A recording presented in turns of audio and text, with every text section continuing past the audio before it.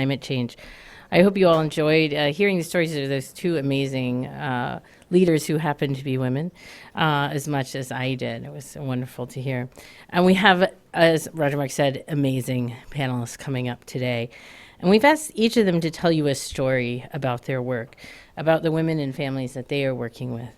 And before each panel, we're going to share some stories of women around the world confronting climate changes. So why stories? Well, storytelling is how we learn. You know, if you think about it, telling stories is probably older than language itself. Our ancestors told stories about the last winter so that they would be better prepared for the next one. Mothers told children stories to share their values and their ethics. Stories are particularly good at conveying complexity, helping us understand the kind of nonlinear connections between the multi-sectoral challenges like women and climate change. Now, the emergence of digital filming and editing has really led to an explosion in nonprofit storytelling. And as our multimedia producer, Sean Peoples, wrote recently on the New Security Beat, we've reached peak storytelling. And that's a good thing. That's a good thing. The stories we show today are only a few of the very many out there. And we've provided a sheet that has all the credits and links. We're going to show clips of some and some of them. So if you want to see the rest or find more, please use that resource and go and find them. So the first clip we're going to show today is from Weathering Change, which was produced by PAI a few years ago. And to my knowledge, it's one of the first and one of the best films looking at women's reproductive health and climate connections. And in that clip, you'll meet Aragosh, a peer educator who's working with her community in Ethiopia. And after that, we're going to show a film. We're going to go to Sarawak and Mindoro for a film called The Invisible Battle of Climate Change, where two climate champions, Joanne Castro and Sunita Bisan, will share the work they are doing with women in these remote communities in Malaysia and the Philippines.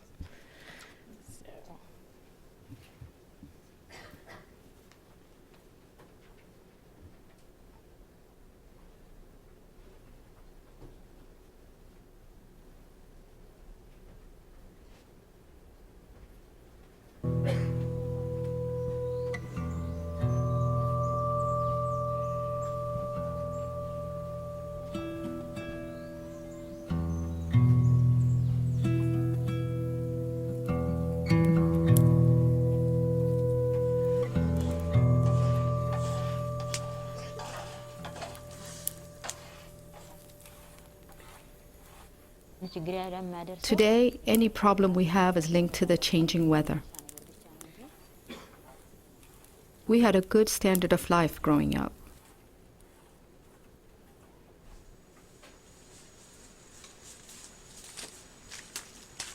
My father used to get 500 to 600 kilos per harvest, but now we can barely get 100. Even though the land is green, it's not fruitful. It has never been like this.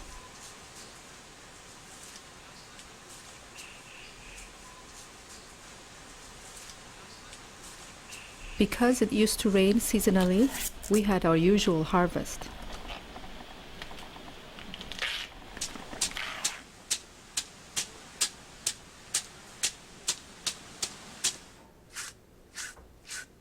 But now, because of the erratic weather, with the rain not following seasonal patterns, the harvest has decreased and it's affecting our livelihood. The only way we can raise our kids is from the land. If the land fails to produce, there isn't enough to feed them. I get really sad when they go hungry. We have to plant trees and vegetation to stop erosion. We have to create irrigation so that water doesn't destroy the crops. We have to work and achieve change for ourselves. But work alone isn't the answer. For example, in one household, there can be 10 or 8 children. I'm a volunteer at the health center. I feed hungry children and teach family planning to their parents. When they have children every year, it hurts them. When they use contraception and space births every 3 to 5 years, the mothers get stronger. And their children also grow up with the needed strength and care. Due to climate change, mothers have understood that spacing their children is in their own best interest. A woman's burden is great. She doesn't have a break from morning to night. She works and carries a heavy load. A woman's life is hard, and climate change is making it harder.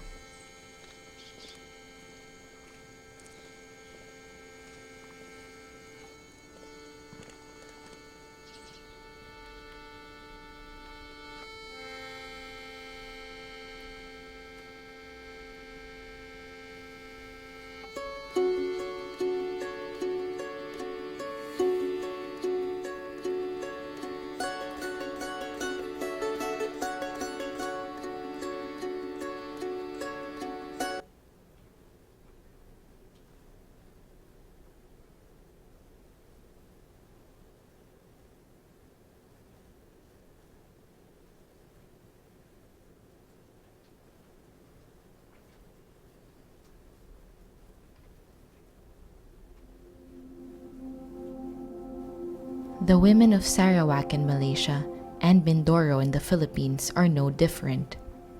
Climate change has taken a toll on their communities, and the women are burdened the most. In Mindoro, there is a decrease of fish catch caused by climate change and an increase of childbirth, creating an imbalance with the fishing community's needs, as the lack of family planning creates a vicious cycle of poverty and leaves them vulnerable to disasters.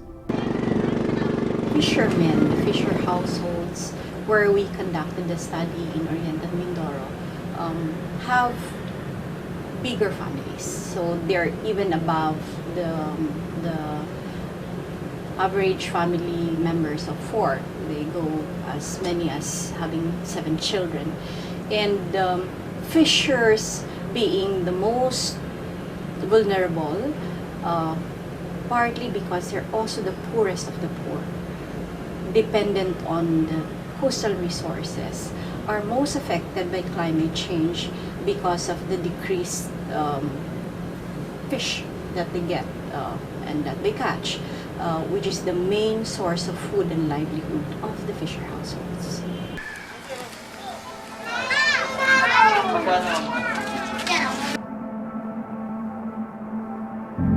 With population growth in rural areas, the need for the awareness on sexual health among these areas are a necessity. With less fish coming in causing less income, families are not able to provide for their children's needs, including their education. In return, their children end up with the same hardship that their parents have gone through, taking over the same jobs, leaving the community in a continuous vicious cycle that wouldn't be sustainable in the future.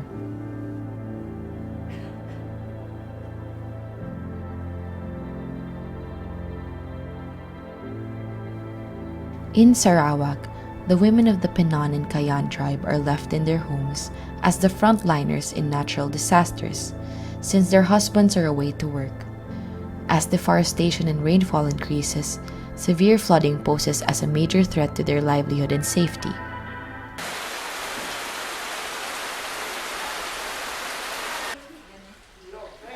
Marung kami doon ni tugu lepanu ni adang kami busahala adang kami do alang jita ngayat na urip na kami tugu lepanu ni am tangayat sang nunutuk ta ilaw kumantala abilake tati tilaw iat na ke lo belajar ta tugu pinta udara lepati ke sanunutuk tukuman kat alang antatuhuh pelim.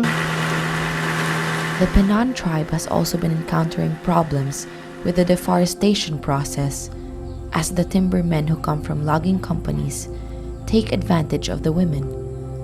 When we do our development processes and our planning, when we do not have greater insight into our ecosystem and how the ecosystem functions, and we don't take that into consideration, it brings tremendous impact to the communities.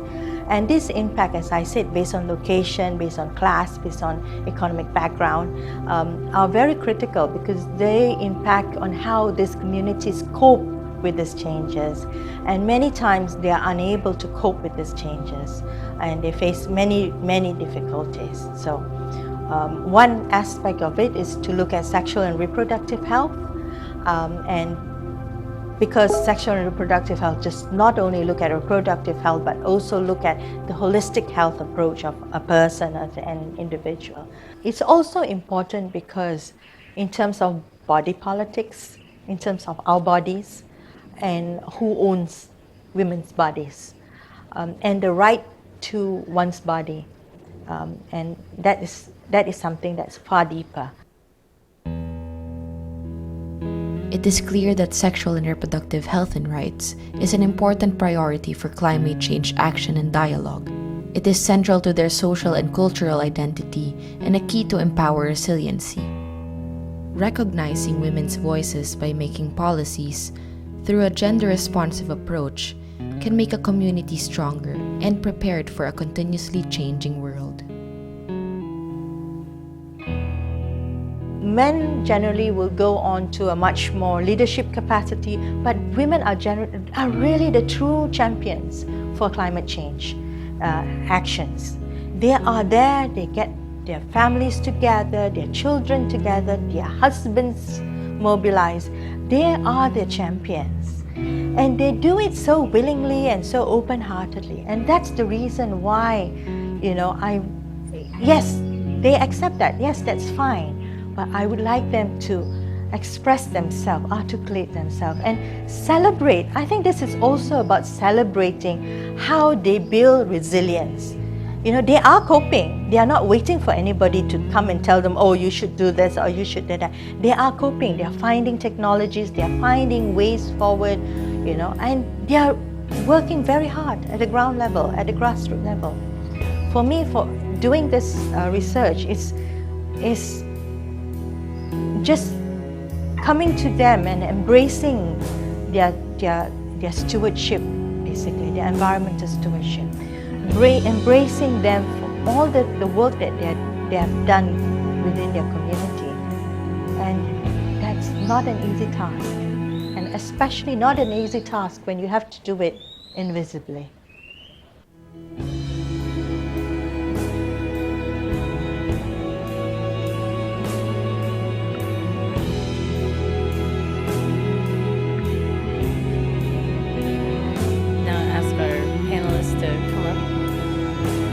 Wanted to point out, Aragosh said, a woman's life is hard and climate change will make it harder. But as Sunita says, women are the true champions of climate change actions, and this is about celebrating their resilience. And I really hope that is what we're going to do here today. And I'll turn it over to Roger Mark for the first panel.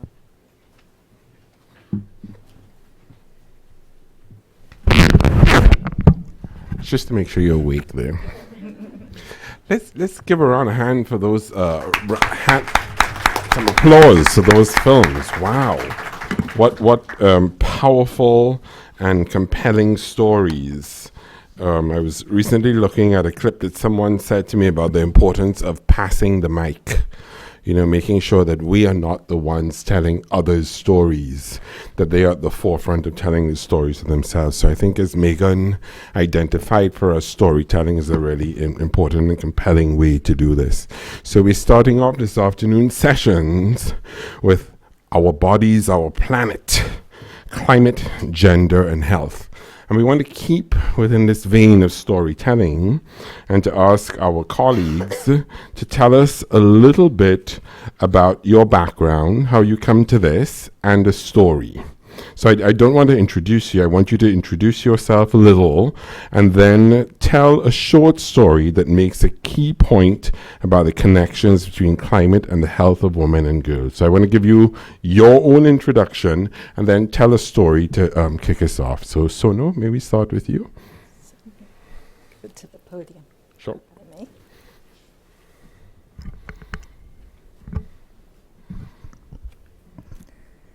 Good afternoon, everyone. My name is Sono Aibe. I'm a senior advisor for strategic initiatives at Pathfinder International, an organization that promotes sexual reproductive health and rights around the world. And just a little bit of myself. I come from the public health field. I have been working in family planning for over 25 years with a variety of experiences working for NGOs, also a donor organization. And I have seen many instances where family planning and sexual reproductive health and rights advocacy hits some challenges, because it's not always an easy matter to communicate to policymakers. They often think, oh, too controversial, or that's for the health people to talk about. And so I was very fascinated by this development approach called integrated population health and environment, where all these issues are linked together. And in fact, family planning, sexual reproductive health and rights becomes a very core part of the intervention, but at the same time, it has a much broader appeal because it's linked to some of the other important development challenges. So I wanted to tell a little story about that particular approach and how it's playing out in Tanzania. And then I'm looking forward to your questions and answers and discussion session. So 2 years ago, I visited Herembe village near Mahale Mountains National Park. And what you're looking at here is a map of western Tanzania, all the way to the edge of Tanzania, where Lake Tanganyika is, this body of water.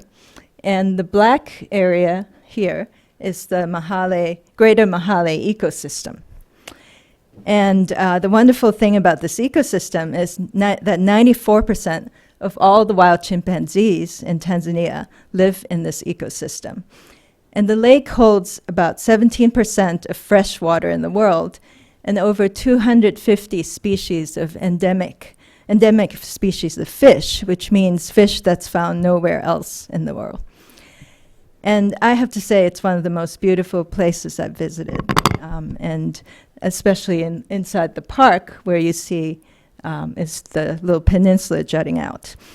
And Herembe village is that dot that's the furthest north on the coast, upwards from the park. And about 5,000 people live there. And there's some obvious threats in this extremely rural area of Tanzania, where access is really only by boats. So it took me quite a long trip to get there, all the way from Kigoma. Took a 3-hour car ride and then crossed over to the landing site where the boat came to pick me up. And it's another about 2 or 3 hours by speedboat. So it's very, very remote. So what are some of the threats here? Well, about half of the population is under the age of 15. And many children are malnourished. You can just see that from their bodies. And the fish catch is declining due to the climate change effects and also overfishing. People are adopting inappropriate fishing practices to get by, such as using mosquito nets for fishing. They're cutting down forests to farm.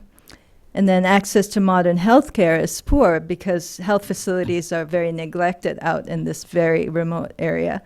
And services are inadequate. Also, health personnel don't want to go out there to serve these posts. And around 17% of women between the ages of 15 and 49 are using some form of contraception, compared to the national average of 27%. So there are many needs there in terms of service delivery. And then maternal and newborn deaths during home deliveries happen when emergencies are not anticipated. So since 2011, my organization, Pathfinder, and the Nature Conservancy have been working together on an integrated population health and environment project called Tuungane. And I love the word Tuungane. In Swahili, it means let's unite.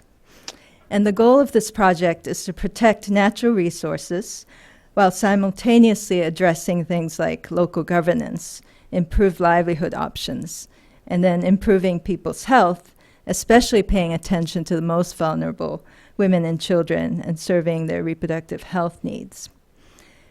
The groups came together because we believe that if we address poverty, if we address primary health care, poverty, and environmental protection simultaneously, then we will have the highest chances of success at sustaining both a healthy human community and also healthy ecosystems.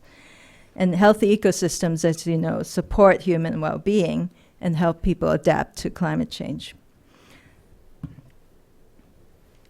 So I met 4 community health workers in Harembe, 2 male and 2 female, who were trained by our project. And 2 of them you see here on the right.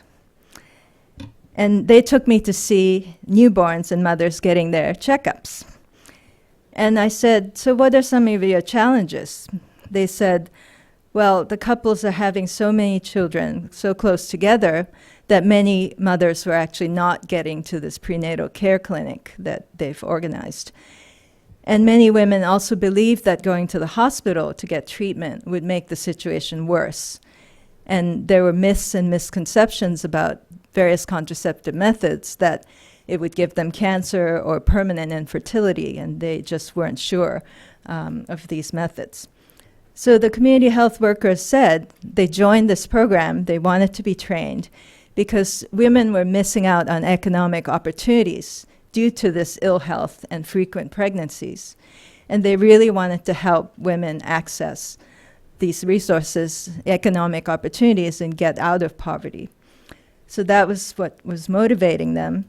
And they also said that their challenges included lack of medical supplies, lack of transportation to reach some of the even more remote villages, and local people's ignorance about healthy practices.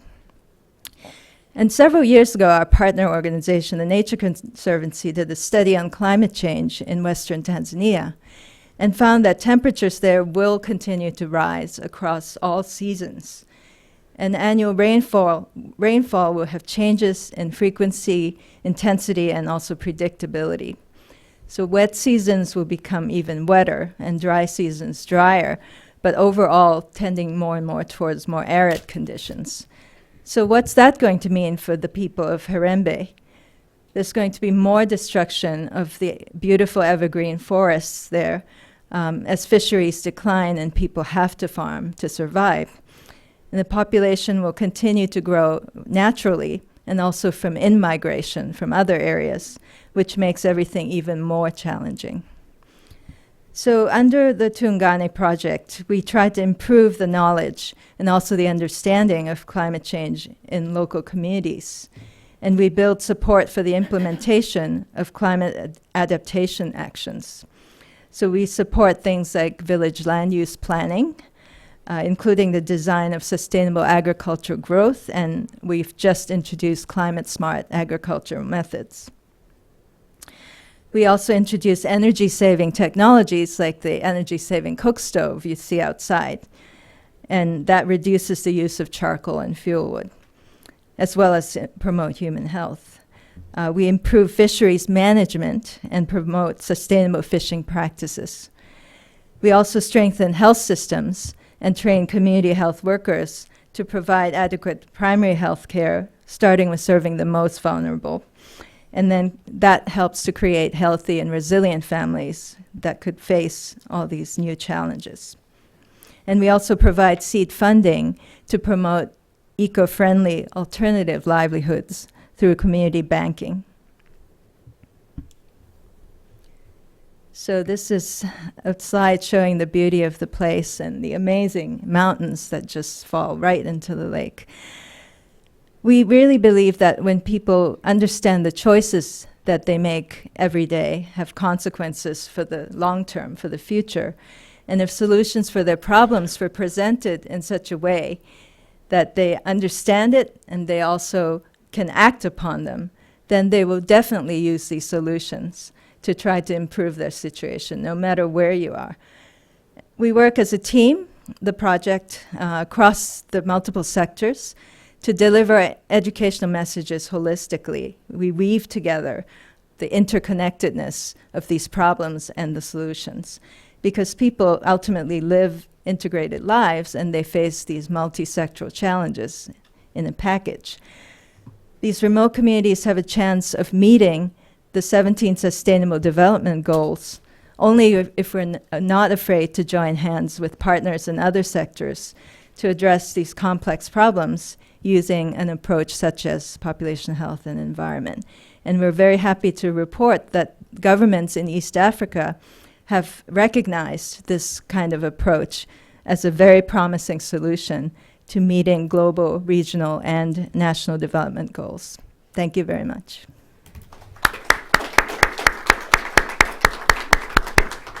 Thank you very much, Suna. I think it really does bring it home when we see this image here and sort of recognizing the importance and centrality of integration through this population health and environment approach.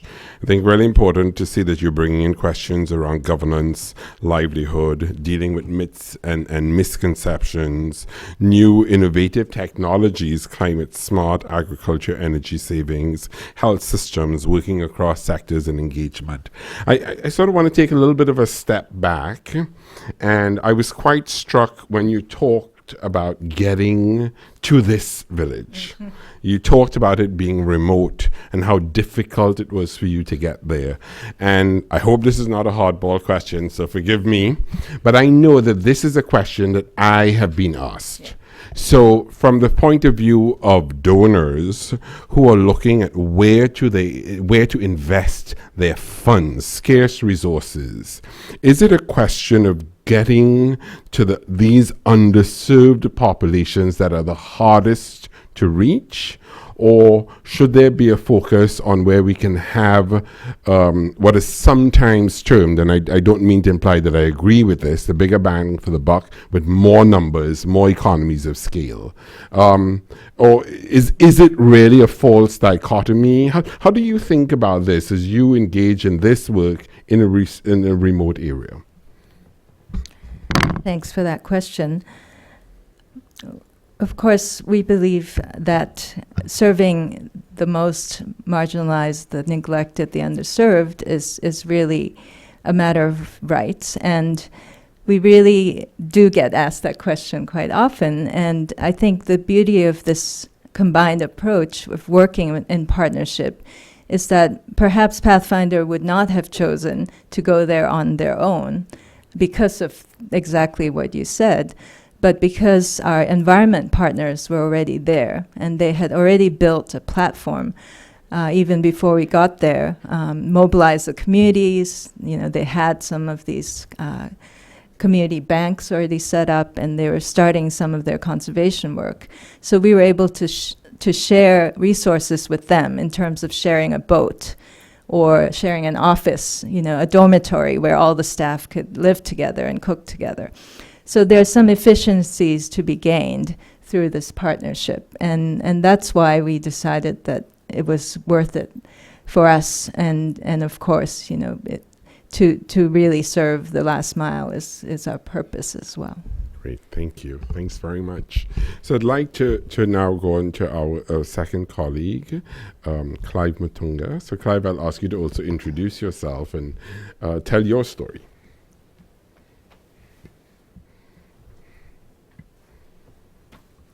Thank you, Roger Mark, and thank you to Woodrow Wilson Center for organizing this great panel today and all the other panels.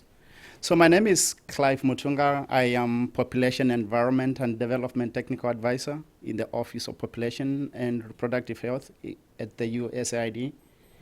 In my role, I am the technical lead to elevate and advance work that looks at the intersection of broader issues of population dynamics, more specifically family planning and reproductive health, as they relate to environment and broader issues of development. This is a role that I've been heading for the last 2.5 years. Before that, I was part of a team that was doing a multi-year program of research, advocacy, and strategic communication at PI, looking at the connections or intersections between population dynamics, family planning, and climate change. So I'm going to rely to a great extent to some of my experiences there. And before that, I worked in Eastern Africa. I'm a trained environment and natural resource economist who has been, for the last several years, been loaned to the global health community, trying to look at the intersection of the environment and development policy. And I'm particularly pleased to be here today as a man talking about women and climate change. So let me tell you a little bit about my story. This is not my story. I'm going to retell a story that has been told more eloquently by colleagues in Malawi. And the story is a little bit down south, the ecosystem that Sono presented from, in Lake Tanganyika. It is in a place called Lake Chilwa. And here is the story. In 2012, Lake Chilwa partially dried up, affecting livelihoods of those who depended on the fishing on the lake, trading along the shores, and even farming in the basin, as the dry spells affected crop yields too. Samiyatu Idrisa, a 16-year-old girl from Pando village, Mposa, in Machinga district, was one of the rural girls whose life was also affected by the drying of the lake in ways that shocked many. Samiyatu is the eldest child in a family of 4 children and lives with her mother and stepfather, who is a fish trader. Searching for the receding waterline as Lake Chilwa partially dried in 2012, Samiyatu's stepfather had to leave home for several weeks and brought back very little money that hardly met any of the family's needs. Her mother was left to fend for the 4 children with the poor harvest which was affected by the dry spells. Rumors of Samiyatu having a boyfriend reached her mother, and fearing that she would get pregnant from the relationship, her mother and stepfather decided to accept the offer of a 45-year-old man who wanted to marry off Samiyatu. Desperation made them not think twice that the man was already married, as they focused on the fact that the marriage would mean one less mouth to feed. Furthermore, the man offered a handsome bride price, which was tempting for the poverty-stricken family. Samiyatu was shaken and tried to reason with her parents that the rumors were not true, and she did not have any boyfriend, and pleaded not to be married off. But the pleas were drowned in the anxiety for feeding the young siblings of the family. Samiyatu then decided to approach a local radio listeners club with her story. Moses Pulusa, the chairman of the Chikala radio listening club, listened to her story and understood that Samiyatu was not ready for marriage, and saw ambition in her eyes as she explained that she wanted to continue her education. The radio listening club members then decided to make a radio program about this matter and interviewed Samiyatu's relatives and parents to verify the story. The radio listening club found that the family's main motivation was the financial support they would receive through bride price, as Samiyatu's stepfather's income had been affected by drying of the lake and their farm yield affected by the dry spells. Getting Samiyatu married was the family's coping strategy as a result of the drying lake and the erratic rainfall pattern experienced in that year. The local secondary school opposes early childhood marriage. However, they were only in a position to offer guidance to students and their families, and could not force the parents to stop the marriage. The radio listening team consulted the area development committee and the area health assistant, who all advised against the marriage. However, they could also not stop the marriage forcefully. In September that year, 2012, Samiyatu's story was developed as a radio program by the Chikala Radio Listening Club and aired on national radio. It was aired all over Malawi and exposed the issue of child marriages. Advice started pouring in from outsiders, and Samiyatu's parents felt pressured to allow their daughter to continue schooling and not marry her off. As a result, of the program and increased awareness, Samiyatu received a scholarship from Her Excellency the President of Malawi's Joyce Banda Foundation to continue her secondary school education at Msingalira Secondary School in Domasi. Samiado works hard at her school and has scored good marks to our exams and will not be able to fulfill her dream of becoming a nurse after all. So that is the story, and the story is included in a publication that PI did with a local development organization in Lake, working on environment and development work in Lake Chilwa Basin, called the Leadership for Environment and Development Lead. But I wanted to take the next few minutes to bring Samiado's story into a global and also national policy and program context. And I will do that by looking at one slide which kind of ties together the policy and program issues that I highlighted by Samiado's story. At the top, we are looking at the evidence. Where is the evidence on the links between population dynamics, family planning, and reproductive health, specifically as it relates to adaptation to climate change? We've seen increasing recognition of this kind of evidence. The most significant has been the IPCC, which is the Intergovernmental Panel on Climate Change. In their last assessment report, dedicated an entire section on the links between reproductive health and climate change. And the report makes very compelling reviews that shows that investing in family planning and reproductive health is one of the ways that can help families, individuals, and communities to better adapt to the effects of climate change. This is the global level in terms of synthesis of the evidence. But there are also country-specific pieces of evidence, like a report that was developed by PAI 3 years ago, showing how Malawi as a country is one of the 15 climate change hotspots. And the hotspots are countries that are facing rapid population growth. They are projected to have high decline in agricultural production. They are water scarce. They are faced with water scarcity. But they are also countries of high unmet need for family planning. A country like Malawi, for instance, 1 in 4 women would like to delay childbearing for at least 2 years or all completely, but they're not using any modern method of contraception. So that's the evidence, but we also look at the policy. Good policy advancements in a country like Malawi, both in their climate change policy, but also in their national adaptation program of action. Both policies make clear links between rapid population growth and climate change challenges, but they also identify family planning as one of the interventions that can help the country and the citizens better adapt to the effects of climate change. But where does this lead into actual programs or activities, such as the radio listeners clubs, that are going to be able to affect the plights of girls like Samiado and our colleagues? So this is where, to me, the rubber hits the road, and this is where we need as a community to be focused, and this is the programming. The recognition at the evidence level is great. The policy, recognition of the policy, very great. But we as a community need to see more of the programs. I wanted to share one of these activities that was awarded by USAID Malawi. It's a very innovative program which takes stock of all the policy documents and some of the evidence that has been produced and designs an activity that is going to be able to promote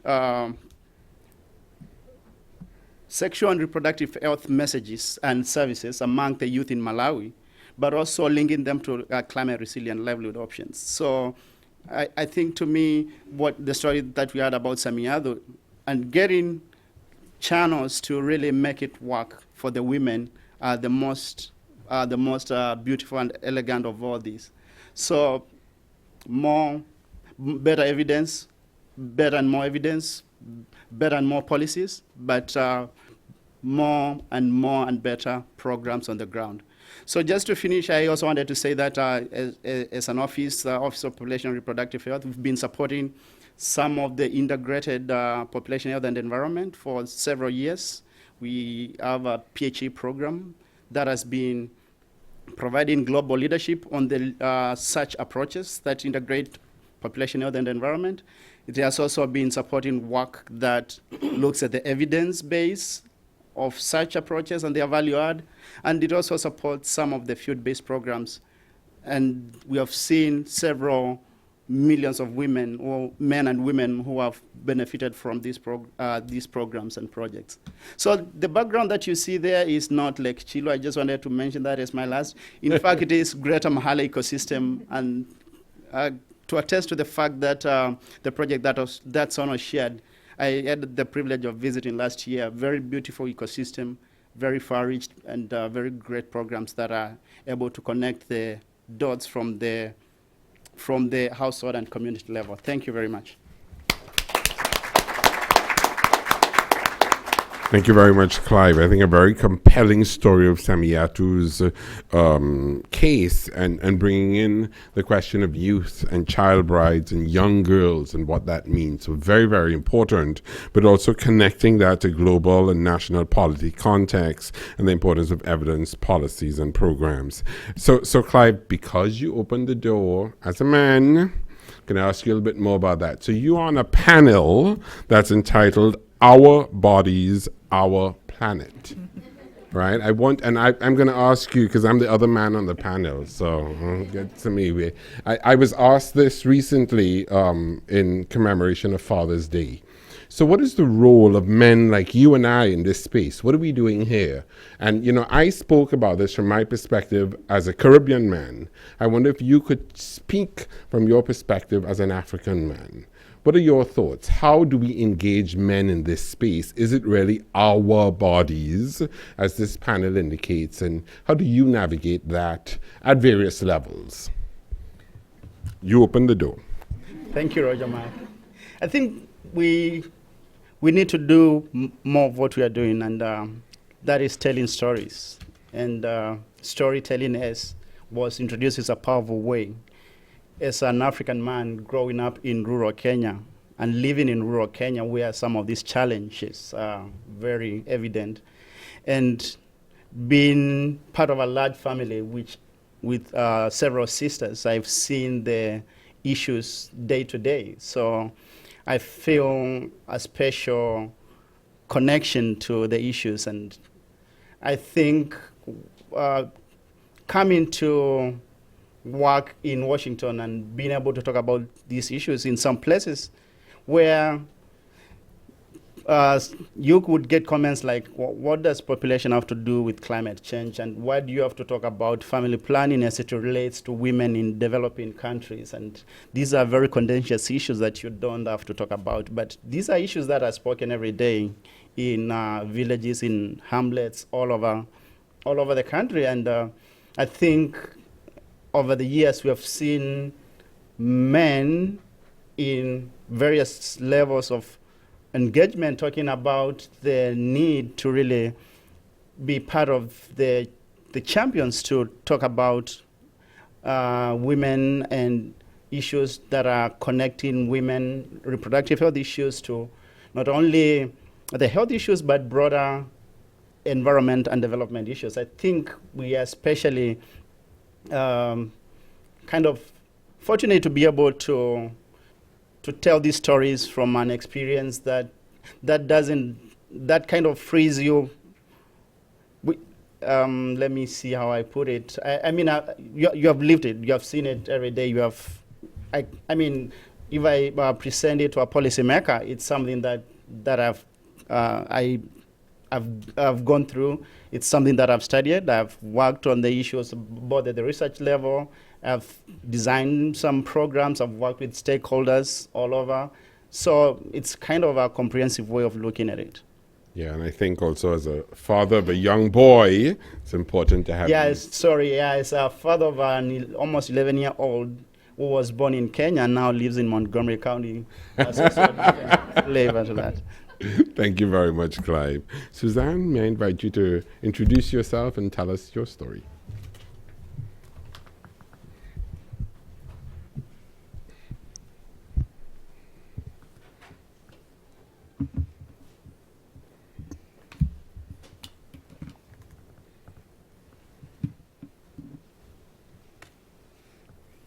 Great, thank you. You see that I brought my phone up here because I always time myself because Roger Mark knows me well, and this is an issue that I love a lot. And so we can go on, but let's keep ourselves so we've got a lot of time for question and answer.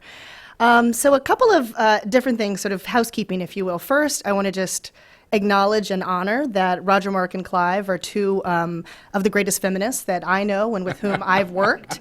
And so I think that this sort of idea of how to involve men and men's engagement, it really is how do we make sort of the feminist movement even broader and more comprehensive and all-inclusive, because these issues are interrelated and there's really no way to separate. So just to say that thank you, Roger Mark, for always holding that flag, and for, in your story earlier today, honoring your mother first and foremost as sort of at the eye of the storm. And we all know that many of our mothers sort of serve that same role.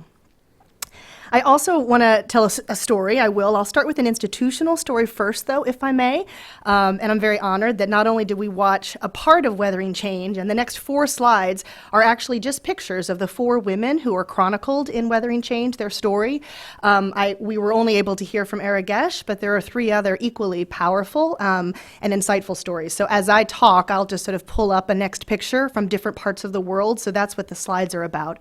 And PAI, having been around for 50 years as a global advocacy powerhouse, if you will, for sexual and reproductive health and rights, we've long been believers in storytelling. We don't always do it as well as we could and as powerfully as we should, but I do think that today's panel is a reminder that we all have stories to tell. And whenever I'm doing professional development interviews, I always ask people, young professionals in particular, to begin to think about what your story is. What's your connecting thread that gets you? Somebody else may think that it's unrelated, but you have a journey, you have a stair step that you're taking, and to be thinking always really intentionally about how that stair step is getting you to your own true north and sort of where your purpose is in life. So I like to think of PAI as a force multiplier, and with a little bit of evidence to back that up, Clive, thank you for talking a bit about the PHE program at USAID.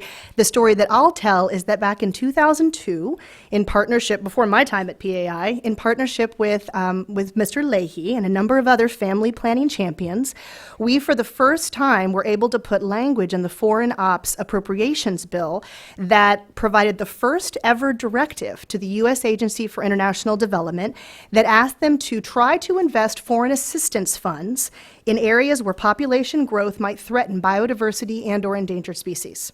So 2002, so if you're at your desk right now and you're working on language that may or may not be included in legislation and you're not sure sort of what the point is about your, sort of your DC existence, think that somebody back in 2001 and 2 were sort of pulling together language that this many years later is, number one, still alive, still strong, and still absolutely directing the, sort of real resources and leveraging real policy change around the world. So between 2002 and 2013, almost $35 million have been directed to these sorts of programs within USAID's Office of Population and Reproductive Health, which I think is about a $4 million annual budget. There's no sort of specific amount that Congress calls for, but about $4 million a year. So that's real change and real impact. So that's PAI's story, that we're believers in that sort of force multiplier and putting the early seeds of sort of good thinking and good integration that then sort of those who come after us for sort of years and years can sort of build on and grow and enhance. My own story, as a woman and as a professional and as a mother and a daughter and sister and all sorts of things. I'll start with a quick one that was when I was in Peace Corps in the Central African Republic, already a tried and true feminist, there as an agroforestry extension agent. And in the middle of the night, a woman came to my door having been hit upside the head by her husband with a piece of firewood that she had traveled miles to bring back to her home so that she could cook dinner for her family. And in that singular moment, I have a lot of those singular moments from my Peace Corps experience, but that one in particular, sort of like the irony of it and the complete lack of equity, the lack of justice in that situation, the idea that like the firewood that she had brought back to sustain and nurture her family, including him, was used as a tool of violence against her. Like if that doesn't make you a feminist, I don't know what it is. So just to say that that was sort of one story that sort of really ignited what this could mean for me and the intersections that we may say intellectually make sense or don't make sense. For her, there's no intellectual argument about whether or not that makes sense. That's a lived reality that we have a commitment and a promise to act on in the ways that we are sort of positioned to do so. I also came back then to Washington after Peace Corps and worked for a brief time as an environmental grant maker. Again, I'd been an agroforestry extension agent, wasn't that sort of the right next step. I was at the Wallace Global Fund, a private family foundation here in Washington that still does extraordinary work. And the story I'll tell is that we were supporting the Forest Stewardship Council, so the very early days of this sort of forest certification movement. And there were a number of principles, founding principles, the FSC was grappling with. And I remember precisely that the one principle of the 12 or the 13 that were eventually decided upon that was the most difficult was the principle that had to do with people. What is people's relationship to the forest, to the old growth forest, to the land? What responsibilities do the old growth forest have to those people and vice versa? And it was the most contentious and hardest fought battle within that kind of principled discussion. And that again sort of alerted me, I'm in this space, I love the environmental movement, I love this grant making space, but we're missing something if we're not putting people at the center of our response in a ways that protects and advances their rights so that they can be environmental stewards and that they can be agents for change for their own communities. And then the last piece is that while at Wallace, it really turned me on to this idea of systemic change. And I think our panelists have talked about different angles on change. We've got amazing program implementation that happens with Pathfinder and great partners around the world. Sono having been previously a very generous donor to PAI and now a great partner to PAI. What extraordinary work we need from the program side. Clive, sitting at one of the world's most powerful bilateral donors in the family planning space. We need people who are constantly fighting for the resource mobilization and unlocking good policy. But we also need the people who are thinking about the sort of systems piece and the kind of like the advocacy environment, because you can get a pledge from a government, you can get a commitment from a donor that unless you remain vigilant with them, that has to be acted upon, implemented, executed, it just doesn't happen. And so that's the commitment that I've made as an individual in my own professional career, but also the role that PAI plays is that a promise is never really good enough for us. It's a promise that has to be acted upon. You can't have a line item for contraceptive supplies in a domestic budget in Uganda and not expect that you're going to have to keep your Ugandan advocates well connected to the budget process so that line item is actually expended against those same supplies, sort of however many months later that the budget is sort of coming true. I guess, and before I close, because I'm at my time, at least as Roger Mark assigned it, as we sort of, I know, and he is in charge. I'll move it forth to one of our second slides here. It's just to say that even though we were one of the originators of the population health and environment piece, I do want to challenge our conversation in its next sort of stage, the sort of second half of the panel, to say what are we missing and what opportunities are we not taking advantage of, and a couple of ideas. And I don't have the answers to these, so this is sort of taking that kind of leadership leap that Jane and Sherry talked about earlier. One is Zika is providing us with this paralyzing sort of catastrophe and tragedy that's happening really for the most poor and the most vulnerable around the world. And if you ever needed a situation that spoke to you about the intersections of health and climate and environmental degradation, that would be it. So what are we not taking advantage of in the Zika response that again puts women and their needs sort of at the center of what we're doing, that's connecting your sort of climate data people with your health decision makers to say, I need your information and vice versa in order to make a response to Zika that's going to have lasting and sustainable good well-being for people in their communities. So that's one thing, is just to put something out there like Zika and to not think of it as an opportunity, because how wrong is that? But instead a tragedy that has to be responded to. We've had them before and we'll have them again. What are we doing to make sure that this integrated response that we all know is so intellectually the right way isn't actually being implemented and executed in a moment when it most needs to be? I also would sort of challenge one of the paragraphs that came out that invited us to today's that said, the SDGs and the Paris COP with such momentum. Well, really? Do we have a lot of momentum coming out of the Paris Conference of the Parties? Do we have a lot of momentum coming out of the agreement of the SDGs? We had a lot of momentum going into both those instances, and I think we have the opportunity to have enormous momentum coming out, but not if we all rest on our laurels and sort of sit back and say, the tough work is done. We brought really interesting, diverse, and inclusive communities to Paris. Well, what are we doing to keep those diverse and inclusive communities alive? Because they're the ones that helped us achieve whatever success we achieved in Paris. And if we don't think about engagement moving forward, we're not going to make the success that we want. And then the last is on PHE, sort of what's next. I would just sort of challenge us to think about some of what Sherry put out there earlier, which I thought was really a very interesting set of remarks. What are we doing with the disaster response community when we see more frequent and more severe disasters and humanitarian crises? Are we really integrated? We have funding streams that are like disaster response and development. But if I look at some communities around the world, I'm actually not sure what sort of channel they're in. They're sort of constantly in this swirl of sort of conflict, post-conflict, crises, post-crises, development. So what are we doing as practitioners and development sort of experts in really addressing the sort of, again, the lived reality of communities? I think of WASH. I also think of food security and urbanization, which I know Roger Mark has done a lot of really interesting thinking and sort of leadership around here at the Wilson Center. So I want to put those out there as what might be sort of as we turn the corner and think, God, we've done some really great stuff with PHE, still more to do, still more to grow. What's next around the corner in a broader sustainability frame that brings along more inclusive and comprehensive community action? Thank you. I didn't even make it through my slide. Thank you, Suzanne. That was great. So I'm going to push you a little bit. So you describe PAI as a global advocacy powerhouse. And sometimes the folks that I work with in the climate space push back when I ask them about family planning. And sometimes they say to me, advocates like PAI put forward that family planning is the answer. It is the answer to everything. Yet, when we look at the films, we see that family planning is part of the solution. One aspect is to look at sexual and reproductive health. Can we go too far in pushing this link? Is family planning really central to all of it? How can we seriously, authoritatively, in a way that brings others on, position family planning, reproductive health, and rights in the climate change context? Is it the answer or is it a answer? Make us smile. Yeah. Of course, I was the one who emailed Roger Mark and said no hardball questions. I was like, it's a Thursday and it's summertime. But so thank you for starting off with a hardball question. Well, first of all, I don't think that I or PAI has ever said family planning is the answer. Number one, because women are women first, and a lot of women never want to be mothers. And so I think about access to contraception as being sort of a key piece of that, and certainly access to contraception within a broader frame of sexual and reproductive health and rights.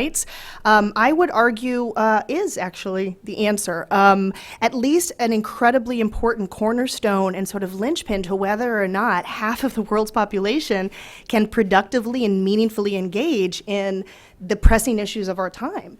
I think we talk about how access to contraception unlocks so much for women, but in case any of you are forgetting what some of those things might be, it unlocks a woman's ability to access education, to participate in the workforce. It absolutely keeps her healthier and stronger. It does a lot to raise her social status and standing within her community and with her family. So if we want her to be an agent of change for climate change, certainly we've got to also help her stop, getting married off at the age of 15 and having 6 or 7 births before the time she turns 22. I'm always sort of struck by how people say, well, this isn't really the answer, but then they sort of bemoan the lack of involvement of young women in the developing world in really powerful policy and funding decision-making tables. Well, it's pretty clear to me what piece we're not providing for her that doesn't get her then to the places where she can participate at those tables and sort of represent 50% of that community. And I know the joke you're making, of course, is that, sort of our community is known that whatever the question is, the answer is access to contraception. But I would say in this private room being webcast all over the world, it really is what I believe. Great, thank you. Let's open it up. So we'd like to hear from you. My colleagues will come to you with a microphone. Please raise your hand, give your name and your affiliation, and get quickly to your question so we can take as many as we can. Yes, let's start with the gentleman in the middle here.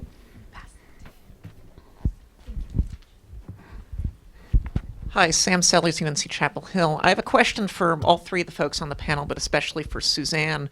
With Zika recently, we've seen a lot of talk about the need to think about abortion policies in Latin America, and yet we haven't mentioned abortion on the panel up here at all. We've talked about family planning, we've talked about sexual reproductive health and rights, and abortion isn't talked about very purposefully because some people feel it's a distraction from improving access to family planning and reducing unintended pregnancies.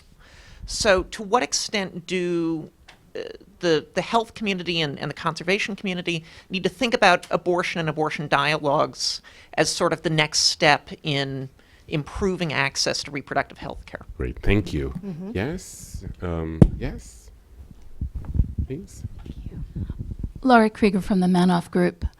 I want to try and tie this, it's a comment, tie this panel to what was said earlier about the Wilson Center being such a fertile ground for cross-disciplinary collaboration, and say that we might want to open it up even more, not just academically, but in terms of how we construct development projects and how we think about the people whom we're supposedly helping. And that is that people, because we're so focused on human factors in climate change now, which is what's happening, we forget that the climate has always worked in cycles, although never as dramatically, or seldom as dramatically as now with the human factor. And so we look to disciplines like archaeology and oral history, which help us to help the people we're supposed to be helping access how coping mechanisms in the past. And while there's great promise in interdisciplinary collaboration, there's also a lot of danger. And I want to just disagree with Shakespeare that a rose by any other name would not smell as sweet, and look at some of the language. And I don't mean to criticize any speaker, but I come out of family planning starting in the 1970s. And myths and misconceptions, ignorance about healthy practices. This is how family planning people internationally talk about the people we're supposed to be helping. These are not helpful. What it does is make people into the other. We're the people who know, they're the people who are ignorant and must be told. As you can see also in the film on Ethiopia, where the community health worker was engaging in a basically top-down, I'm the expert and I'm going to tell you about family planning, not dialogue, but speech, essentially, which is what family planning comes out of, but we've moved. We've moved on from that usually, and we try to anyway. So I just want to say that what we say about, the words we use about concepts are really determine how we think about, and they reflect how we think about concepts, and we really need to be careful about that. Great, thank you. Very important. Yes, other thoughts, reflections, comments, questions? Yes, please. My name is Mashid Kovari. I teach at Trinity Washington University. I was just wondering, what plan do you have to educate these young women, prevent them to fall in the trap of early marriage? Child marriage is one thing, but having long-term plan to actually educate them is another. So I was just wondering what plan we have in action. Great, thank you. Yeah, yes, please. Thank you. Eva Christensen, I'm an independent consultant. I work directly with small-scale farmers in sub-Saharan Africa, and particularly with women's groups. And my question is actually a follow-up to the one that was just asked, because I speak continually with government groups or agencies, NGOs that work with government groups to create policy about creating education on climate change and women's issues, et cetera, et cetera. So I know that policy is changing and official stance is changing, but I go out into the places that were described earlier that take you 8 hours by boat to get to, and I work with the rural people as well. And when I get there to work with them, and one of the first questions I ask is, has anybody here in the room heard of something called climate change? And they all look at each other, and maybe one or two in the room will say, I think I've heard of something like that, but I don't really know what it means. And I realize it's because they're women. they didn't go to school past 5th or 6th grade. And so if the policy is to teach climate change and reproductive rights, et cetera, in the schools and try to do this sort of trickle-out community approach, how are we actually reaching women if women aren't finishing school? Great, thank you very much. So I'll take one more and then we'll get to a response from the panel. Trey Taylor, Verdant Power. At a similar Wilson Conference session on India and gender and women, I raised a question about how do we help women of India get to the next step? And the answer came back from the panel, it's not educating women, it's educating the next generation of young men.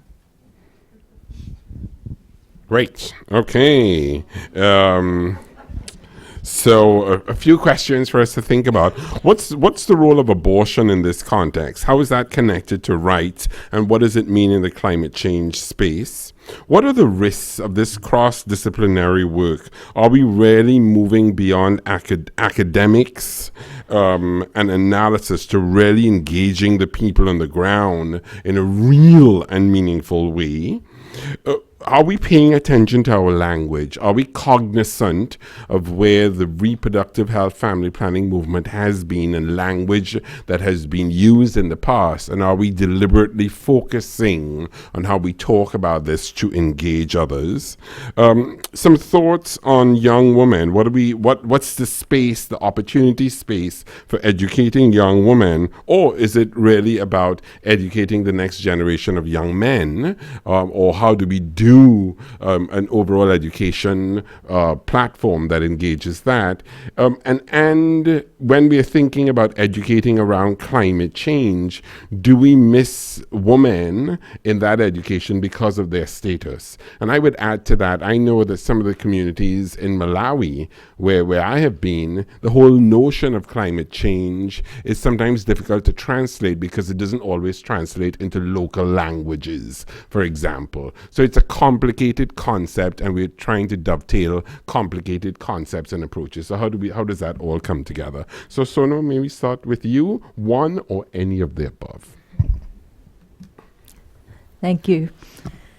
So maybe I will start with the question about, if women are not going to schools, and how do we reach them with some of these messages? And so certainly we face that issue in the Tuungani project. And what we have, of course, tried to do is work with young people's clubs. In fact, young people form these drama groups, which would then go out and educate the community with their messages. And the young mothers have also come together to form groups. And although by integrating the different sectors, the good news is that we could train health workers, we could train fishermen's groups, we could train farmers' groups to carry the same integrated message of how human health, ecosystem health, how all of this well-being connect to each other.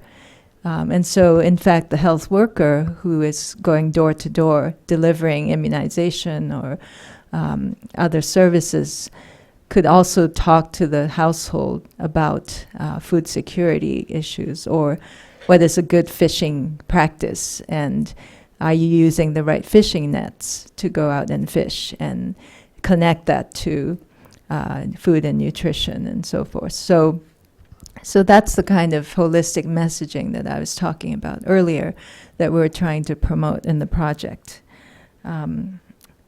So I'll stop there. Okay, great, thank you. Clive? Sure, I'll try and maybe touch a number of the questions, not all.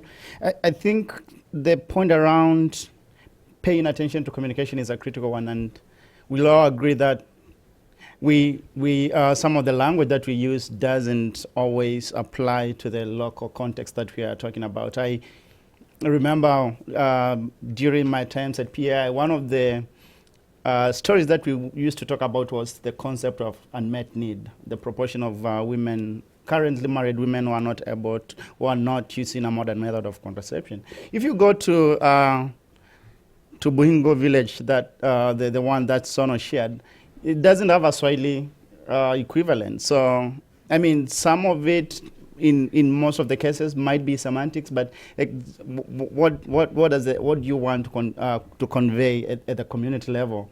Climate change. I mean,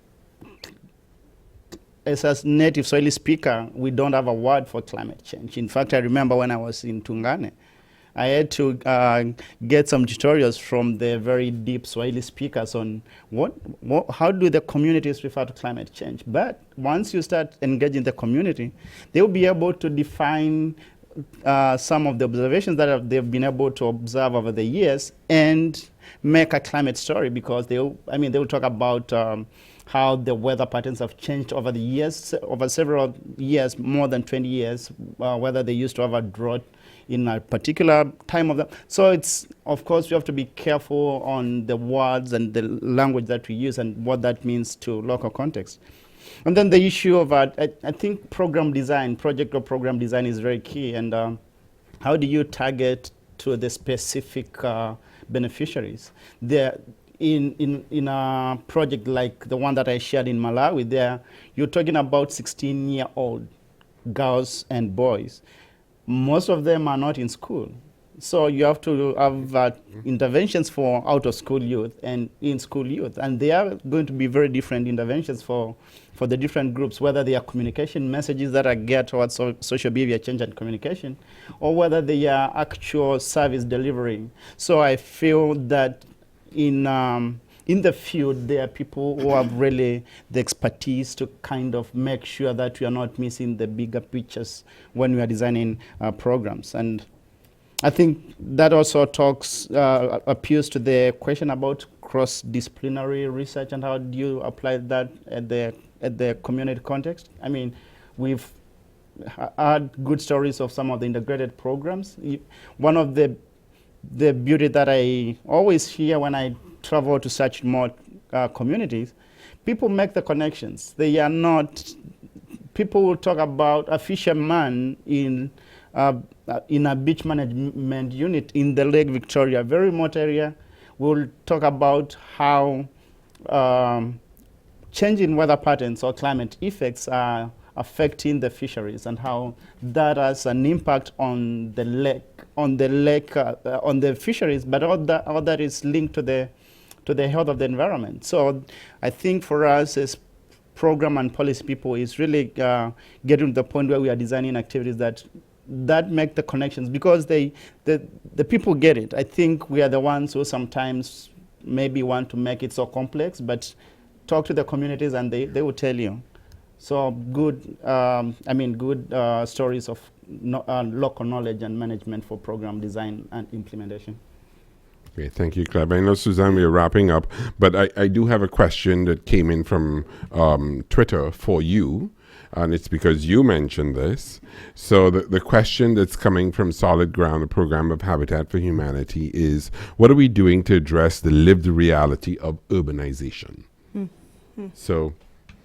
Well, let me first not address the question around abortion, because I think it's an important one. I think it's particularly relevant in today's conversation as it relates to Zika, because we have the epicenter of that happening in Latin America, where we're telling women to go ahead and just not get pregnant until 2018, where we know that access to contraception is really quite limited in many parts of Latin America, and that in fact abortion is about as highly restricted as you can get, again, in many parts of Latin America. So for me, it's part of the continuum of sexual and reproductive health and rights, that even though I didn't call it out specifically, it's part of that that whole package, if you will. And I agree with you. It needs much more fearless and purposeful conversation and dialogue. In answer to the question around urbanization, I think that sort of for me is where PAI is sort of trying to kind of again turn this corner sort of from a PHE frame to looking more again at what is happening to people who are moving from rural areas where they feel like their opportunities for livelihoods are really limited, where they are not able able to access sort of food and water for their families, where they're maybe not able to access contraception, so they have bigger families than they would be able to feed in normal circumstances, and yet find themselves in these sort of rapidly changing and urbanizing environments where in fact the opportunities are not much better, and where violence is actually more endemic in some ways, where water and food security is no more guaranteed than it would have been in the rural places. So I do think that there's an opportunity in sort of our kind of cross-sectoral. And just to respond to that, I'm not sure, I'm pretty sure I don't agree with the idea that interdisciplinary collaboration and dialogue is ever dangerous. I think it can only bring about good stuff. And I think about, the idea that if we are all here on sort of a mission toward better social justice and sort of upholding the worthiness of individuals around the world wherever they are, then it would be a mistake to suggest that Black Lives Matter is not related to Orlando, is not related to the Supreme Court decision on whole women's health that's coming up, and that isn't related to the murder of Joe Cox last week. Like, that is, if we don't begin to see this swirl as sort of social justice in its entirety, and that we're not willing to have sometimes very uncomfortable and tough conversations across sectors and across disciplines, I think that's what's dangerous. The lack of those conversations is what's going to get us deeper in the hole than we already may be, quite frankly. Great, thank you. So, I want to ask you just to reflect on a comment that came out in the two video clips that we saw before we came up. And this struck me, and I wanted to know whether you agree with this, disagree with it, or just for your comments or reflections on this. So the second clip that we saw was looking at the communities in the Philippines and Malaysia, and the researcher said that connecting these issues is not an easy task when you have to do it invisibly. And I thought, wow. I wanted to deconstruct that a little bit more. So as a final comment from you, I wonder if you can reflect on that. Is it something that we have to do invisibly? Is that a truth in some contexts and not in other contexts? Is this part of what you were saying? Suzanne, your point on social justice, we were discussing similar issues with young leaders recently, and a young woman from Swaziland whose mother is a Goldman Environmental Prize winner. She said, Roger Mark, when we look at these issues around social justice and related issues like women's empowerment, we have to get more comfortable with having the uncomfortable conversations. So I just wondered whether you could comment on that statement from your perspective, and we could conclude on that note. So any final thoughts from you and sort of reflections on that statement? Yeah, it made me think about a lot of discussions we've also been having about the climate financing area and how we would talk to the climate scientists about the importance of things like sexual reproductive health and rights. My fantasy is, because I'm here speaking to you about climate change, that I hope they would sit here someday and talk to you about the importance of sexual reproductive health rights and women's rights. So let's make that happen. But really, more women and more of those wise women living in these rural communities need to be at the table discussing how that climate funding is going to be allocated and spent and monitored, and the proper indicators need to be in place for the spending of that funding. Really important. And this is an area that Clive has also looked at, the question of climate financing and monitoring. But Clive, any additional thoughts from you? Yeah, sure. I think just speaking to the mic. During my presentation, I was showing how there has been increasing recognition on the links between population dynamics broadly, but specifically family planning and reproductive health as they relate to climate change and adaptation. And I remember when I started this career at PAI several years ago, that was during the conference of the 15th conference of the parties in Paris, when there was so much ambition on like a very binding deal, and the narrative was so different then, and people were asking, what does population got to do with climate change? But several years down the line, we've seen an expansion of coming from the invisibility in the three areas that I talked about. We've seen good pieces of research trying to link these issues for both climate change, adaptation and mitigation. We've seen policymakers. I have had the opportunity to share setting with the vice president for Malawi, who was then the Minister for Health, talking about family planning and climate change adaptation as they are important to the lives of Malawians. The programs haven't picked up as much, but they are there. So I think we've steadily moved the conversation from the invisibility, and even to hear remarks around urbanization. We all know that in the next several decades, about 60% of the population growth will be happening in urban areas. And right now, if you look at the statistics, the demographic and health service, you see very good indicators in the urban areas, not compared to the rural areas. But within the urban areas, there are people who have worse indicators than in the rural areas. So I feel that that is part of the discussion that need to be expanded to bring out the issues around inequity and justice in terms of service provision. Thank you. Suzanne? You know, when I heard that line about invisibility in the film, I was also struck by it and by its power in that context. But Roger Mark, the way you've asked the question is something a little bit different, and it reminds me of one of the more irritating things that I hear development colleagues say, which is to say, well, we're at this table in order to give voice to those who have none. Well, they don't have a voice because we're not willing to hear the voice. And somebody is invisible in his or her suffering because we have our eyes closed. Or the idea that we're going to build capacity in communities. I mean, last time I checked, every community in which I've ever worked, from South Texas to the Central African Republic to our partners in Bangladesh, people have capacity. It's whether or not we are making it possible for them to connect that energy and harness it in ways that can do good in a community that, quite frankly, is set up to not, again, uphold and uplift people's worthiness. So I think that's, you know, when I hear invisibility and I hear no voice and I hear lack of capacity, I think, again, back to some of the systemic change that we as policymakers and decision makers and advocates have a real responsibility to do, which is make the systemic and sort of upstream changes so that those at the sort of at the human level are actually connected to the change that they want to make, and right now aren't being able to sort of fully manifest that potential.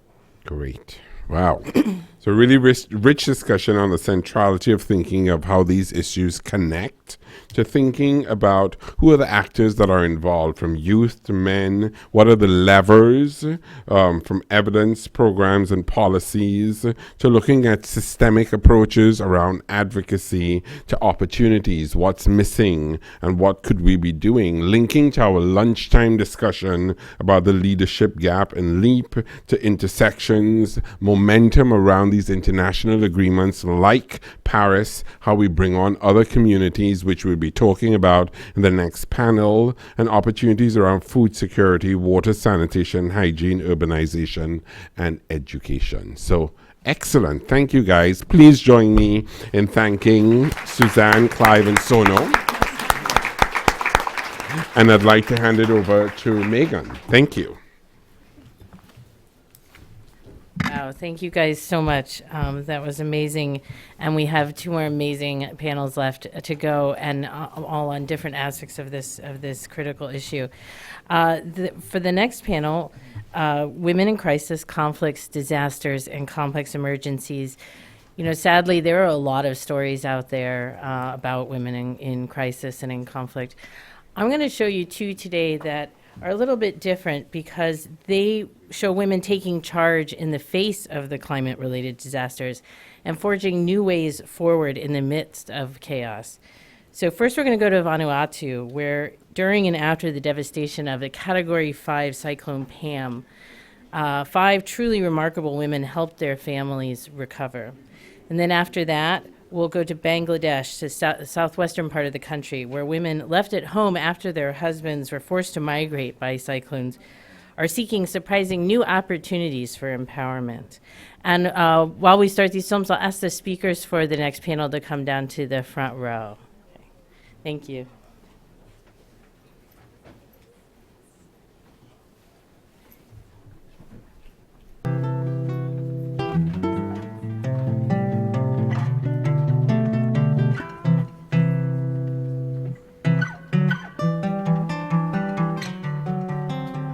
lo island lo muna. Me grow up lo community. Me live lo one village and me lo way lo solvota. Start lo last year when me village start in project ya. Every time me always tell him. That me really hard. From say me village ko ya all man every man me no katota. From every house me ko all catering me ko all mama let's stop no more. Only tell him lo me village say. Me village wait no more. Me village make a mota. So every time me go every place me look. You sabe look say me village pulum house no more. Me village roni go. But before you know got access all same from. First challenge na me village mas olem tang lo place me village ko me village mas swim ka some 11 o'clock la night and then another 3 hours ka some 3 o'clock and then some place 4 o'clock in the morning me village change me village city but me village still always glad lo continue learn from every place me go me look say water is very important in life so me never forget them. Tem narawan mi lo mataso festa mi vla de arrive lo mataso mi vla no got access plo koloso for mi vla yusum kayak no mo anten os plo mi vla mi no fit plo koloso so al beginning li swim with them ski boat with them plastic al papa li swim with them all park no mo kat one canoe no mo we mi transport al beginning li ka mi aske mal kata ha pa ifla kara wota ko park ali tele mal na selling mi aske mo anapu please apu you sabe karam can you play full ma pota plus small boy apu italem lo mi se mi no sabe mi got 7 family house mi let's no got water how pampa mi karan water plus small boy pe mi got 7 family how pa mi fitting family plo mi pe no got water and then mi karan water way mi tell me pay 3 times mi cry mi tell him please you sabe karam water ya ko you come back water in sabe finish unless mi will live in place ya water mi ron no mo me lift them up water me tell water me run no more unless pache me live in place water I finish but please you transport them all kata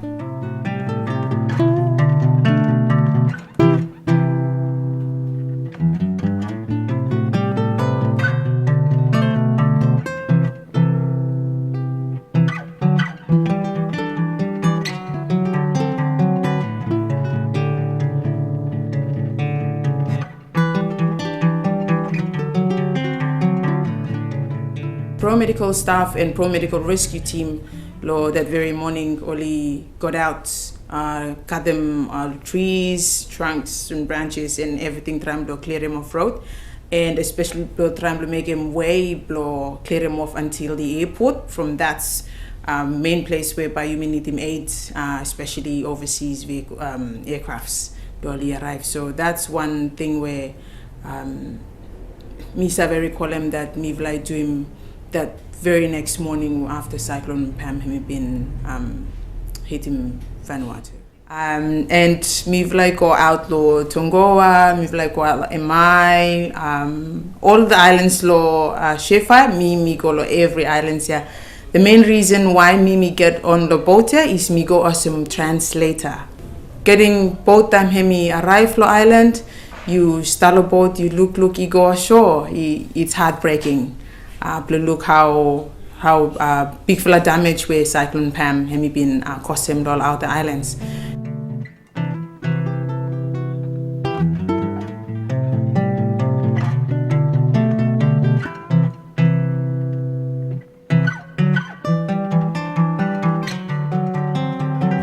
So lo evening all stop tramp lo make him say every patient so must go accommodate on top long.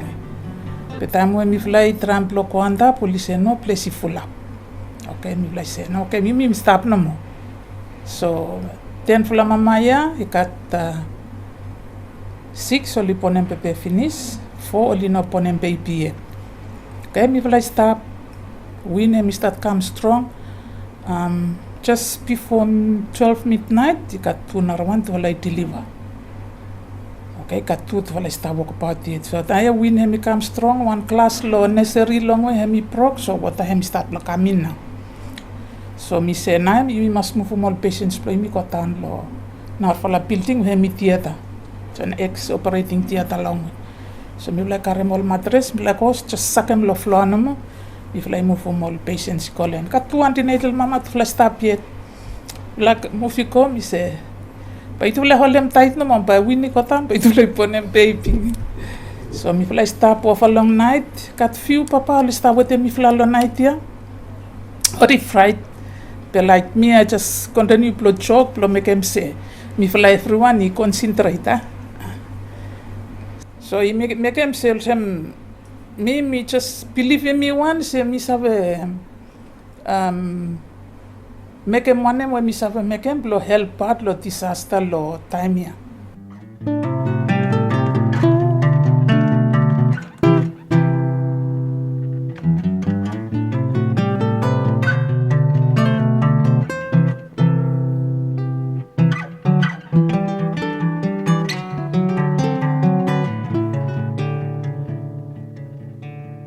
After the cyclone, we been contacted one blue tent where woman safea director Dorothy Kennedy mi been organized man taplo side lo meteo. Mi been go talk blessa from all close. All the different country me li been sent them all close ikam. And then me manage plo you me look lo blessa ikat all mama we all close li wait woli no makat something. Ikat some man we house plo keta ino makat kapa ino makat tapolen ino makat anything all just stop no mulchen so all man only shoot all must stop let's say church logo all stop within 1 month or 2 months so me been manage block on tap lo meteo lo tok lo tapolen all tapolen balikam lo mi distributing lo mama all man we house block ata you wait all close to only wait santu ino resap lo trama pol close ikat fula polisi ikat fula poli all sick or some sotwin some liko some diarrhea, the different kinds of cough, flu, strong flu we come. So me manage blokola we blopik ma pol close, full map pakachama kata mi bin trampes plemi blomi winima basi mi gem trip lo karamol close ikam. Aptal tapolentu mi bin sheram lo what blomi akasama kati sweetie kasam plaksan. Lo lisabe cover map house blokatalem, lo lisabe leave blem. Small time for that time being blow look say one am na blow next place sabe make him. All papa time we talk about cyclone time is a come. All get out you know when them sabe. Sometimes I listen up lo nilim town kapa, nilim tight kapa. But sometimes all get out listen na kamalam bol story look sa maliol pamitala mo sa after email mama you shout. Or some pamitalam or some pamitalam mi no talam different place pe pamitalam mi. Tamwe a cyclone is a come. Emi husband lo mi. Be emi ketap emi kolo walk. Emi security lo ririki. So emi chest kolo we big fula wini kami kili mi bala lo night. Emi relax.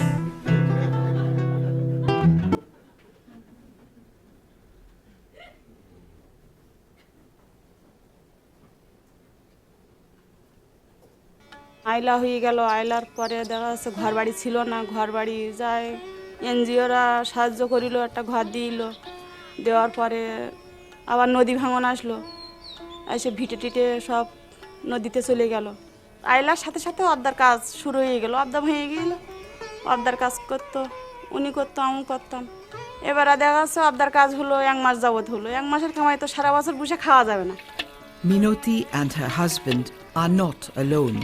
Other families faced similar problems in the cyclone's wake. আইলার 10-15 দিন পরে গিয়ে তারপরে এই জায়গায় আইছি এখানে ভিটি আর ঘের একতা হয়ে গেছে ভিটির পরে কোনো মাটি নেই সংসার চলতিস না কি করি চলবে আমাদের জায়গা নেই জমি নেই তোমার যত সময় খাটাখাটনি করবো সাথে সময় তো খাবো বাচ্চা কাচ্চা খাওয়াবার জন্য বিদেশে আমার স্বামী তোমার আইনজ্ঞার করতে যায় The male members of the family travel to cities near and far for periods of 3 to 6 months in search of work. Some struggle to find work, suffer from illnesses or injuries, and often cannot send money back to their families. Firoza Begum's husband has returned to the village after falling ill. বিদেশে গেলে দেখা যাচ্ছে সবসময় যে আমার কাজটা হয় তা হয় না রাস্তায় 1 সপ্তাহ পর্যন্ত না খাইয়েও দিন চলে যায় পথে কাজ হচ্ছে না আমি পকেটে টাকা নিয়ে গিয়ে 200 টাকা আমার পথে গাড়ি খরচা চলে গেছে এবার বাকি আমার কাজ নেই এবার আমার খাবো কোথা থেকে লোকের কাছে চাইয়ে চিনতে খাইতে হয় এমন সময় অসুখ হলো লোকের দলুজি 15 দিন পর্যন্ত শরীর থাকতে অথচ দেখার লোকও প্রায় হয় না। যখন এইভাবে বিদেশে অসুখ বিসুখ হয় তখন বাড়িতেও টাকা পয়সা পাঠাতে পারি না, তখন বাড়ি এদের খুব কষ্ট হয়।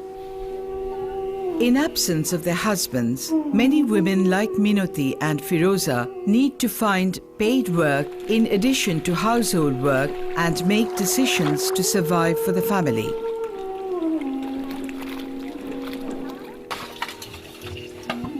However, there are limited options for women to earn an income. Most work consists of farming, digging soil, shrimp cultivation, crab collection, and other livelihoods that are highly seasonal. বাচ্চা কাচ্চা হয়ে গেছে, তাদের একটু লেখাপড়া শেখাতে হবে, এই কারণে আমার বাইরেও খাটাখাটনি করতে হয়। দেখা যাচ্ছে মাটির কাজ, যেখানে যে কাজ পাই সেলাবাসি, আবার মাটি কাজ করি। দেখা যাচ্ছে কেউ যদি বাড়ি ডাকে যে কচুর গোড়া বাঁধতে হবে, গোড়া বাঁধি দেয়। কেউ যদি বলে যে আমার এই ঘর লিপে দিতে হবে, ঘর লিপে দেয়। এমনকি মানুষ যদি বলে পায়খানাগুলো কেটে দিতে হবে, টাকা দেবো, তাও গরিব মানুষ আমাদের করতে হবে। এইভাবে চালাই, ব্যক্তি খরচটা আর কী করব। স্বামী যখন বাইরে থাকে তখন দেখা যাচ্ছে বাচ্চা কাচ্চার পড়াশুনো বা রোগ বৃদ্ধি, খাওয়া দাওয়া, সমস্ত ঝামেলা আমার মাথায় নিতে হয়, আমার সামলাতে হয়।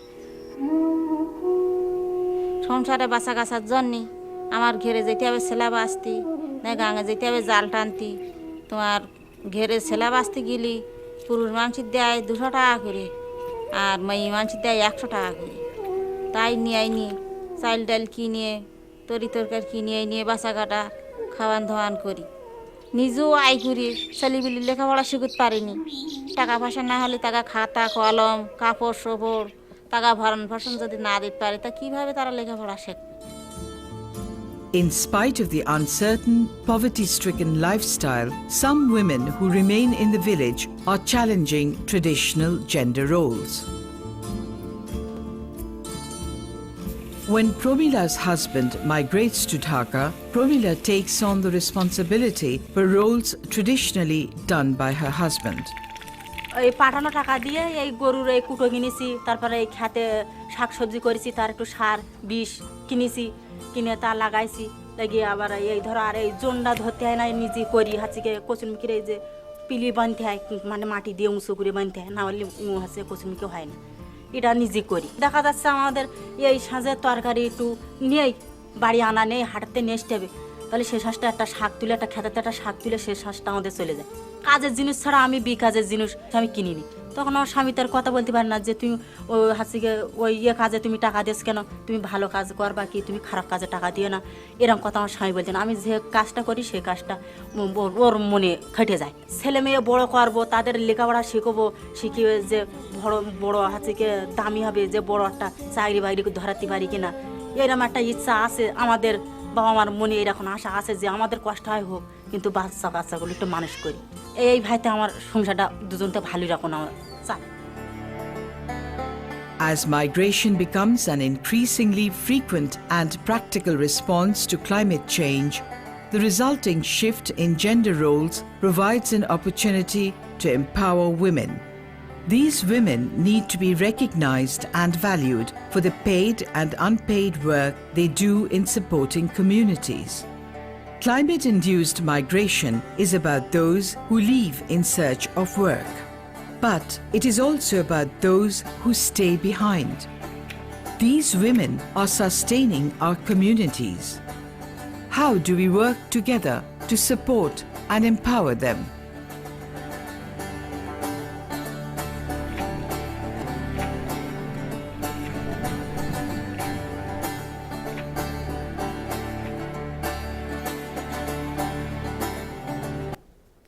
And now I ask the panelists for the second panel to come on up. You know what I really liked about that, and I wish I could say it as eloquently as Suzanne Ehler said earlier. This is a tragedy, the devastation of these cyclones, but there are ways we can help people that may also help them develop in new and important ways that we wouldn't have been able to before. And so this kind of situation where you see women really taking charge and finding new opportunities out of great tragedy, I think is an area of hope that we can really look to try to work to expand. as we move forward. So now I will turn it over to Suzanne. Thank you. Thank you. I think I'll stand up. Sure.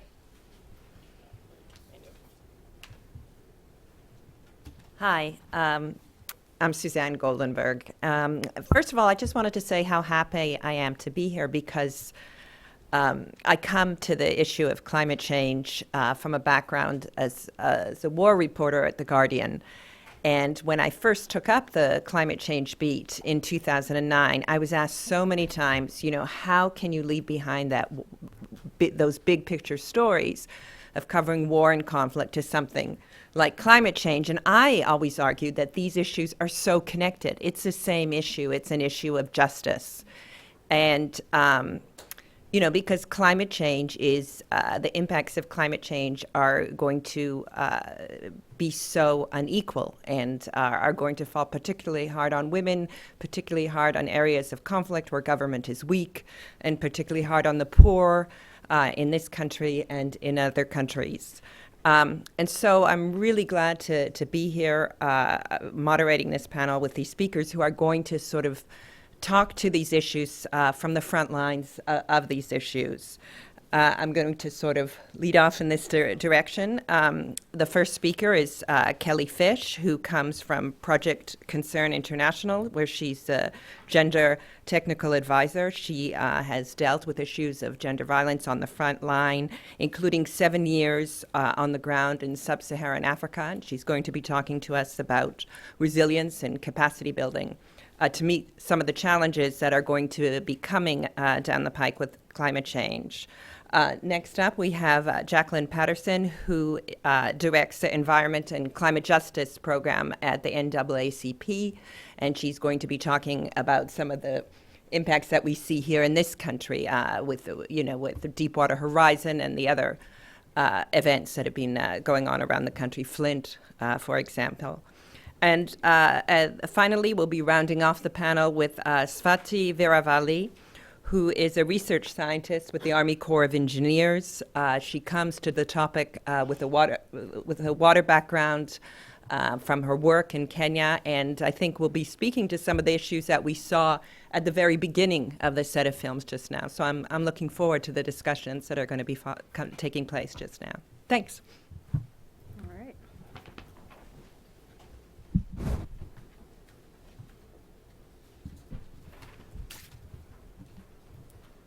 Good afternoon, everybody.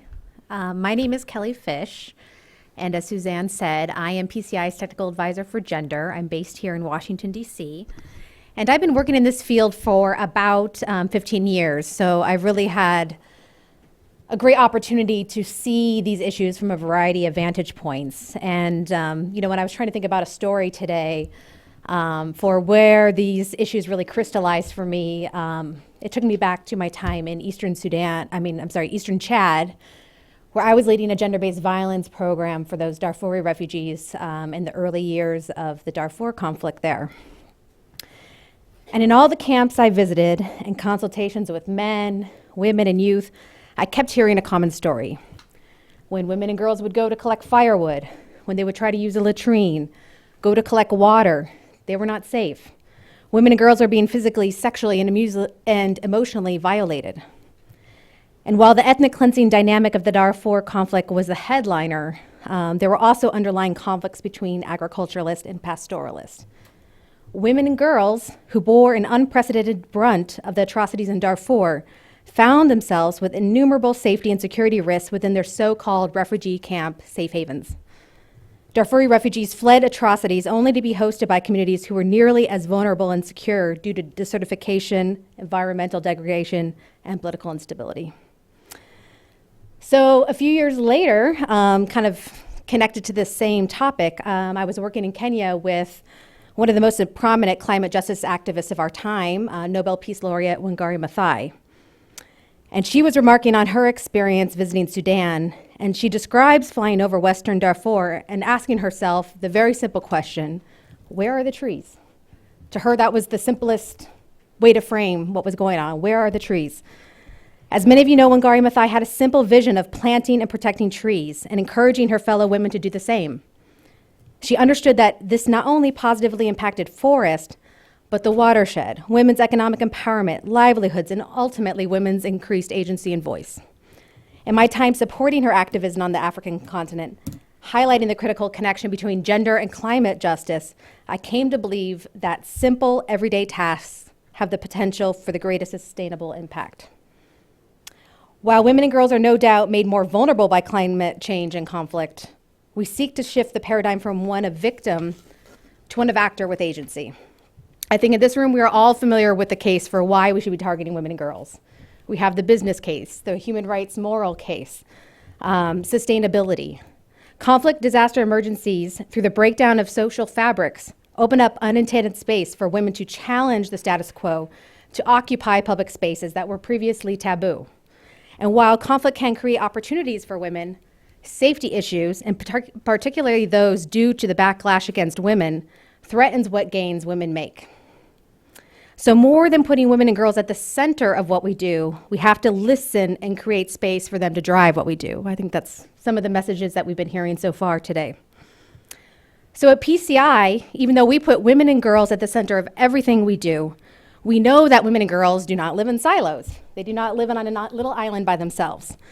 And we can't be successful in supporting women's empowerment and gender equality without the full engagement and participation of men, boys, and other critical stakeholders. So no matter how many inputs and resources we put in the hands of women, if they do not have control, agency, decision-making power, and even basic self-confidence, those investments are not going to be maximized. At PCI, our development-focused health, hardship, and hunger work builds in sustainability and resilience to ensure communities can pivot when an emergency strikes or in a disaster. We believe in the do no harm, bottom-up approach, which for us essentially means we believe that those who are affected by the disaster know the context much better than we do, that they are the ones who have the solutions to offer, not us. We seek to work with families and communities to build their own resilience and ability to weather shocks and stresses through an asset-based approach.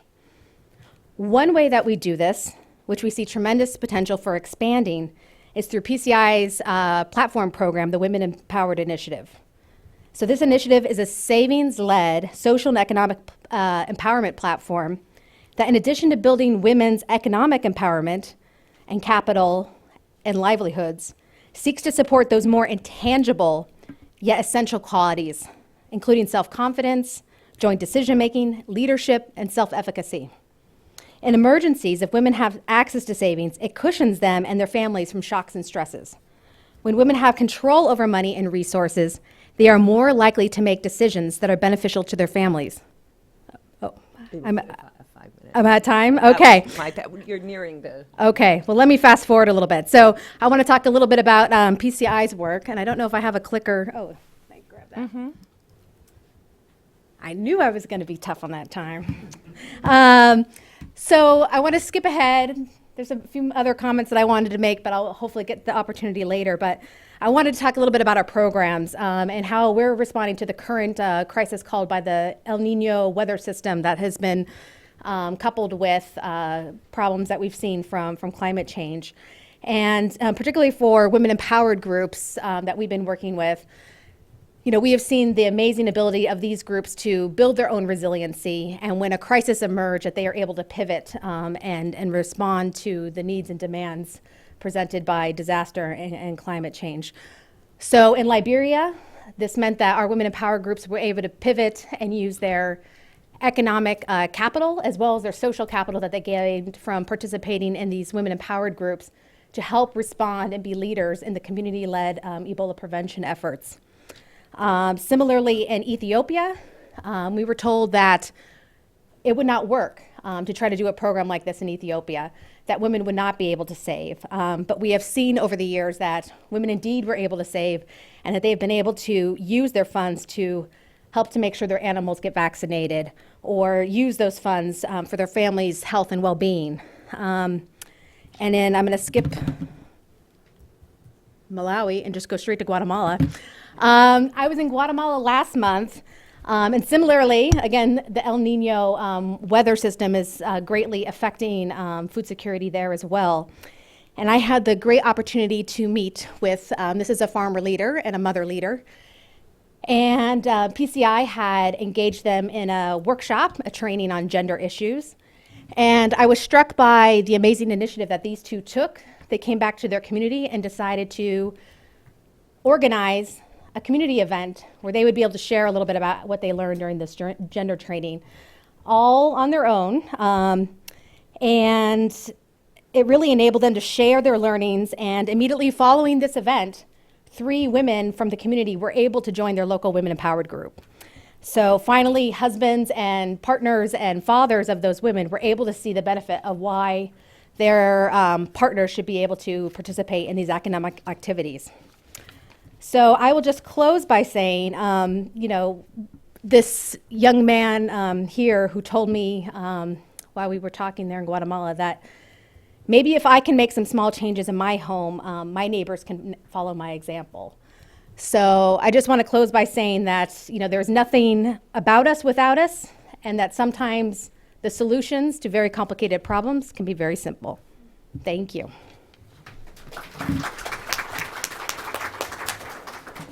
Thank you. And I'm afraid Kelly bore the brunt of my neglecting to remind everyone about the 5-minute rule and the single anecdote here. So just to leave, I'm sure there'll be lots of people wanting to ask questions, so to leave time for that.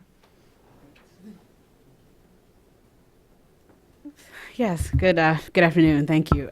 So I am just going to talk a little bit about some of the pre-existing vulnerabilities that make women more likely to be impacted by disasters here in the United States. A little bit about some of the impacts using some of the examples that we've experienced through the various disasters we've worked on, and a little bit about the prescription for the way we need to plan for more gender-responsive emergency management, all in 5 minutes. Now 4 minutes in.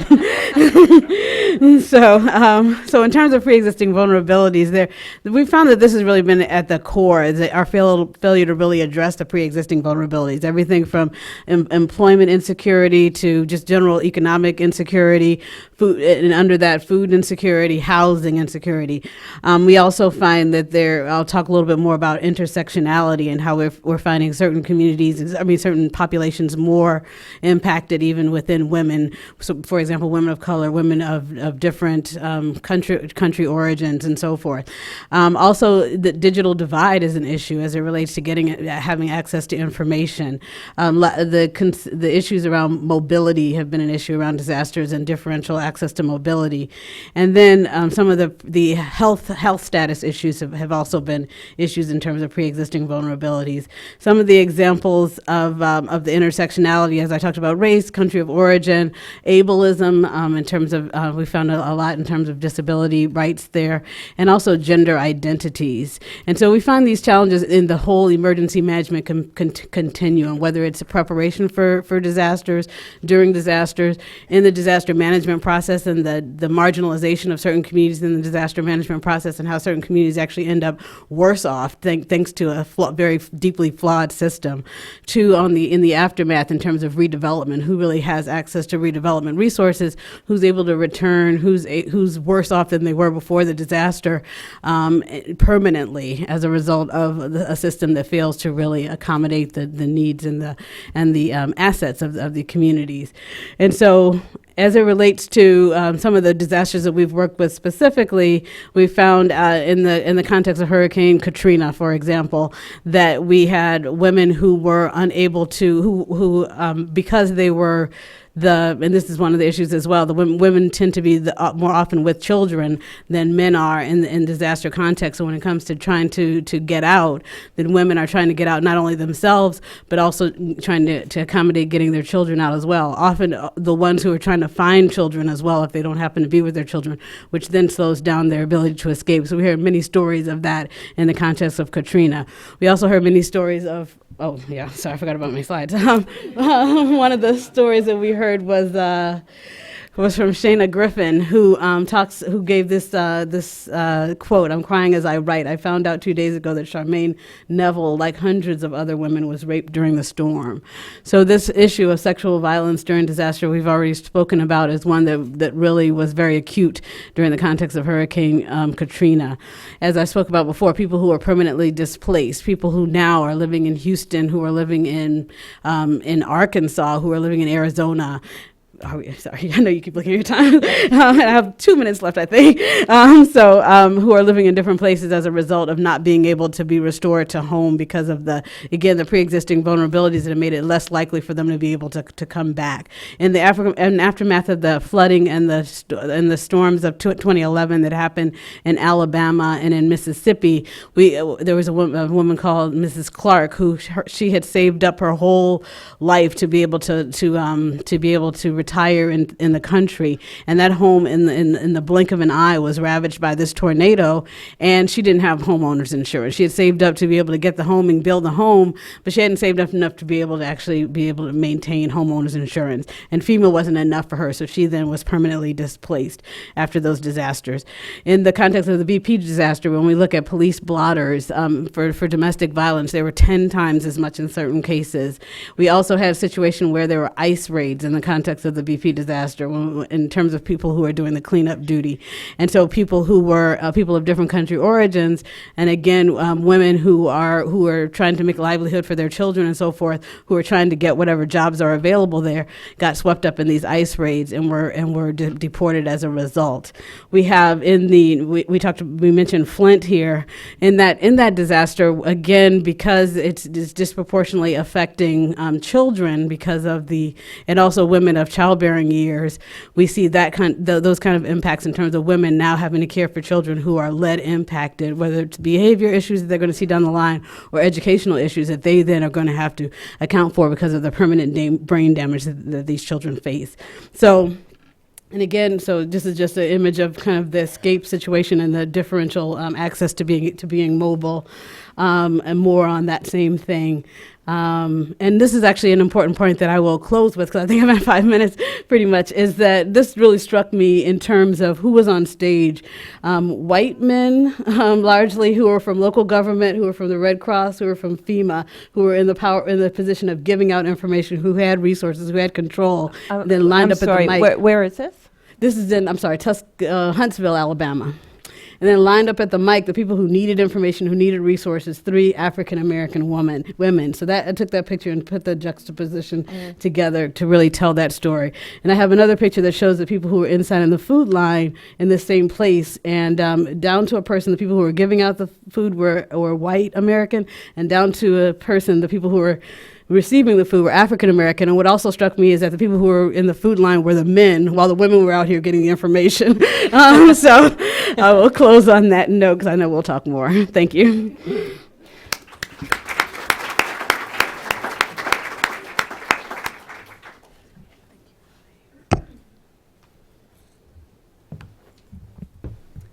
Thank you very much. So I wanted to start by reading a quote from the Global Study on the Implementation for the UN Security Council 1325, but at the risk of time, I'll probably try and end with that if there is time. So beginning, I think that based on empirical observations, we know that the impacts of climate change, while spatially variable and largely identity blind, will affect certain identity groups, especially women, such as we've discussed already, disproportionately more. And we know also that the impacts of a complex emergency will depend on the very social context within which it occurs, and that this socially constructed vulnerability extends to the contextual gender and power relations that our previous panelists have already talked about. So I really have 2 key points that I'd like to underscore for today. And that the first, echoing Kelly Fish's remarks, is that climate change has significant impacts on women. But secondly, by creating a gendered response to climate change impacts, it actually offers the most opportunity to increase resiliency and agency perhaps, and perhaps also decrease vulnerability. So to my first key point, that climate change will have significant impacts upon women. We know that gender inequality further exacerbates the risks and vulnerabilities related to climate change and disasters, as well as in conflict. For example, during a complex emergency, women and girls are frequently subjected to intimidation, gender-based violence, sexual harassment, and rape. Women and girls also face an even more serious risk with the onslaught of climate-induced disasters, which includes organized trafficking.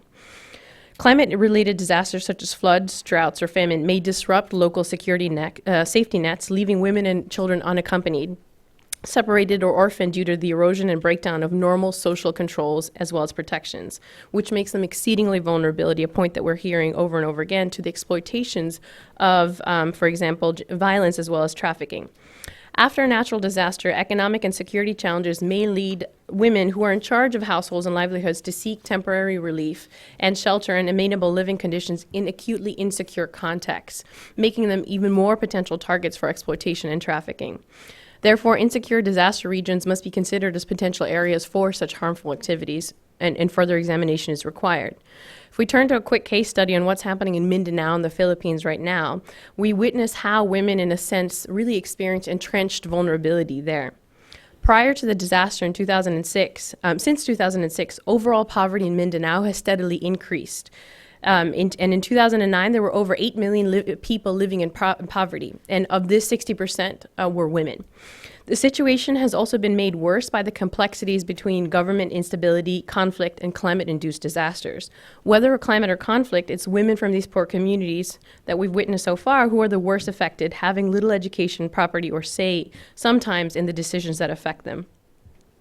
Moving to my second key point, we also know that the response of climate change will have to have a gendered component to it. So changing the conversation, let's examine the nuances of how vulnerability prior to, during, and post a complex emergency can actually be viewed in the lens of an opportunity, again, underscoring the comments that the previous panelists have made.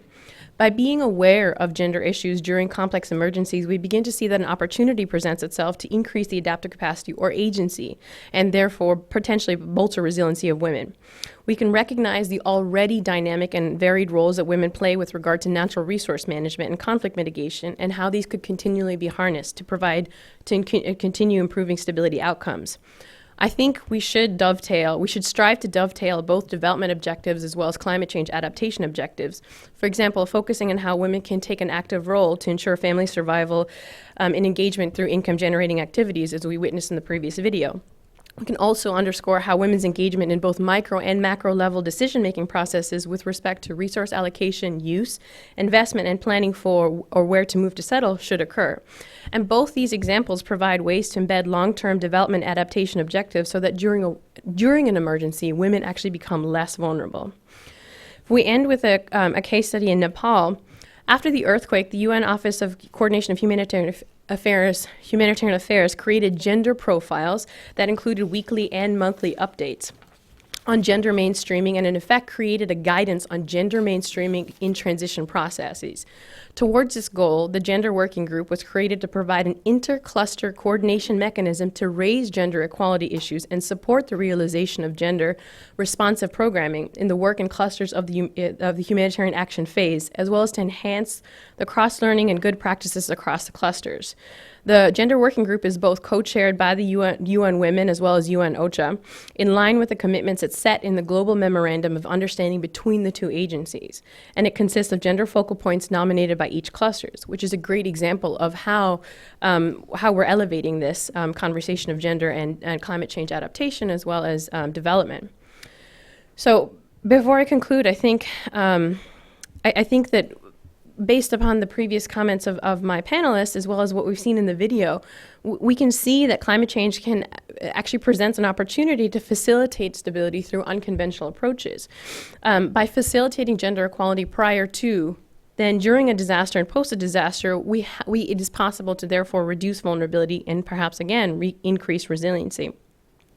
Ensuring gender sensitivity is critical for effective climate change adaptation, but we do need to understand the gender nuances and dynamics, and in doing so, we realize that not all vulnerability is perhaps bad. Climate change is elevating current conversations and putting a spotlight on gender inequality by leveraging the work that the development community has already invested in. Okay, great. Thank you very much for your time.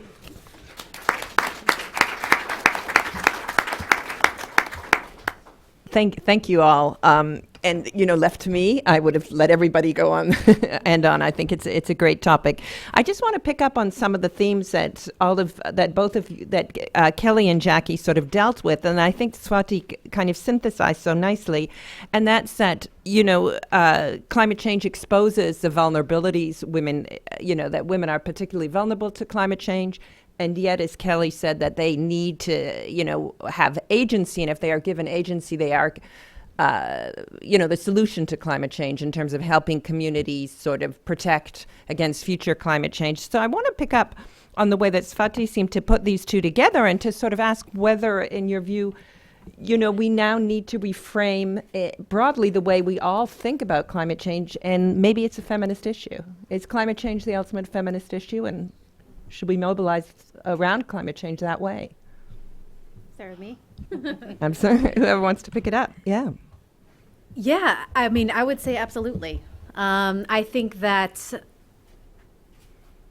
that as we know, and we've seen a lot of research around when there is, that nexus of conflict, of climate change, of disaster, we see breakdown of social fabric. We really see that there is, we're always framing it as, poor victims, poor women, poor children.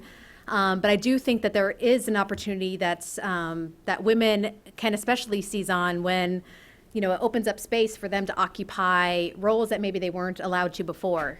So playing more of a breadwinner role for their family, but we also see the other side where, sometimes that makes men feel emasculated if they're not the primary breadwinner in their family or able to play that role that they've been, told that they need to play. So. Yeah, I think, I definitely think it is very much a feminist issue. It's a very, complicated issue, and I think my colleagues here might have something to add. Yeah, no, I think it's certainly a feminist issue in the sense that it brings. It's a kind of a threat multiplier for all the various issues that we already experience, and that are dealt with through women's empowerment and through a more gendered focused view of society, I guess. And so, in particular, when we talk about reducing vulnerabilities for climate change, it's like we're reducing vulnerability for everything else that differentially impacts women and folks with different gender identities. So when I'm doing this work around emergency management, we really try to talk about how to not just deal with making disasters less harmful for people who are poor, but actually, having economic empowerment so people aren't poor, instead of making it so that people who are of different races are experiencing climate change less or, less severely. Let's talk about dealing with racism. So we really see the impacts of climate change, including disaster, as something that kind of brings out all the societal ills that we need to address at their root.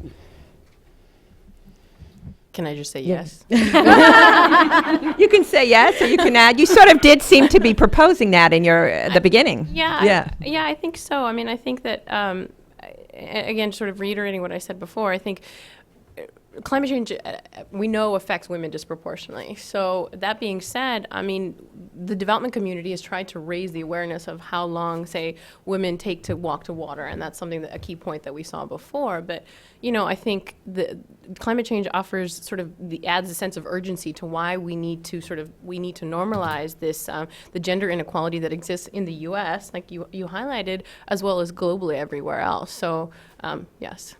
And so how do we start to do that? I mean, what's the sort of, you could wave the magic wand, is it income inequality? Is it, this is an issue where sort of race, sex, class all come together. Is it income inequality or is it violence, against women? I think if I had to say, and really trying to see, that women don't exist in a vacuum in one specific event, whether it's an emergency or a disaster, and really seeing that continuum from an emergency, disaster, and development.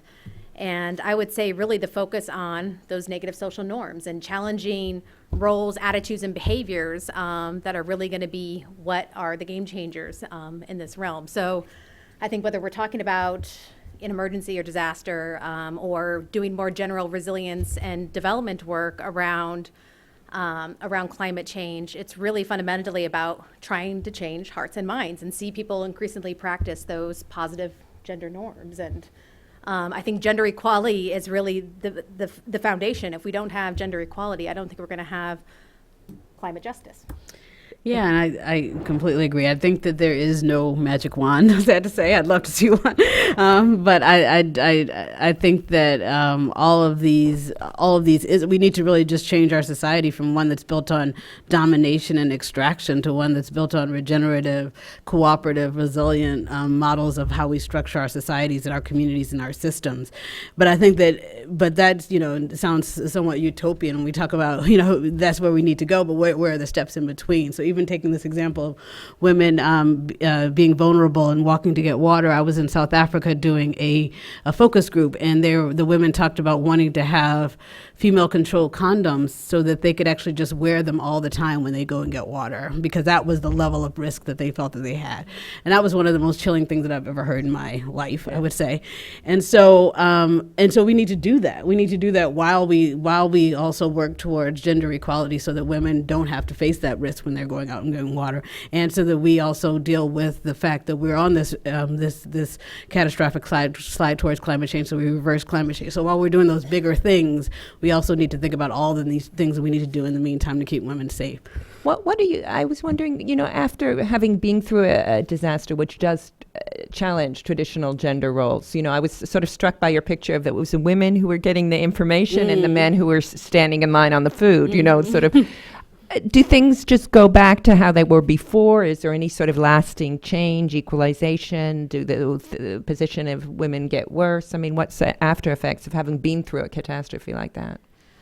Well, it's interesting. In the context of Flint, what's been very interesting actually in that situation is that it is the women who are in the lead in terms of a real community-led response to developing solutions. So whenever you hear, most of the times when you hear folks talking about Flint, then it's the women who are really taking charge. And again, I think that's partially tied to the fact that we know that children who are being disproportionately impacted. So it's that kind of traditional women and children thing. So definitely in a for better or worse category, but also we see that as a kind of a shift, and the fact that it's a female mayor as well as of Flint. So we have really kind of in seeing that and in seeing the successes that are coming out of women's leadership in that context, hopefully that will also inspire other contexts to really look at gender or female leadership in those contexts. So I think that there's precedent that's being set because women are being forced into leadership in some ways by circumstances and other ways. And Swati, I don't know if you wanted to weigh in there. If not, I had another question for you. Not on that specific. Oh, I was wondering, you talked about capacity building and increasing the capacity of women for adaptation, buttressing communities against future climate change. So how might that start? Is that how would you begin with that task? Yeah, I mean, I think that Kelly you were talking about how to increase agency and empowerment, which I think it's a great way to begin. But your earlier question was about, is it income inequality or violence? And I would say it's both, right? Because prior to the emergency, prior to the complex disaster, if you have good income, you have access to an emergency fund, then your relative vulnerability becomes a little bit less vulnerable, right? So it's really a spectrum, and then you've got the other end of the spectrum, which is armed conflict and violence, and we were talking about rape earlier. I was reading somewhere that during a disaster, if you just provide access to lighting, so just light bulbs, the incidence of rape go down immediately. And so Kelly was talking about a paradigm shift, and I think that it's really sort of a mindset, simple mindset changes like that. Are we providing for lactating mothers? We saw a lot of mothers in the video during a disaster. Where are they going to be able to breastfeed their children? Just things that require a little bit of foresight, perhaps prior to the event, and that's why I think that we could queue up the lessons learned from development. That's great. I'm going to open it up to the floor because I'm sure people have questions.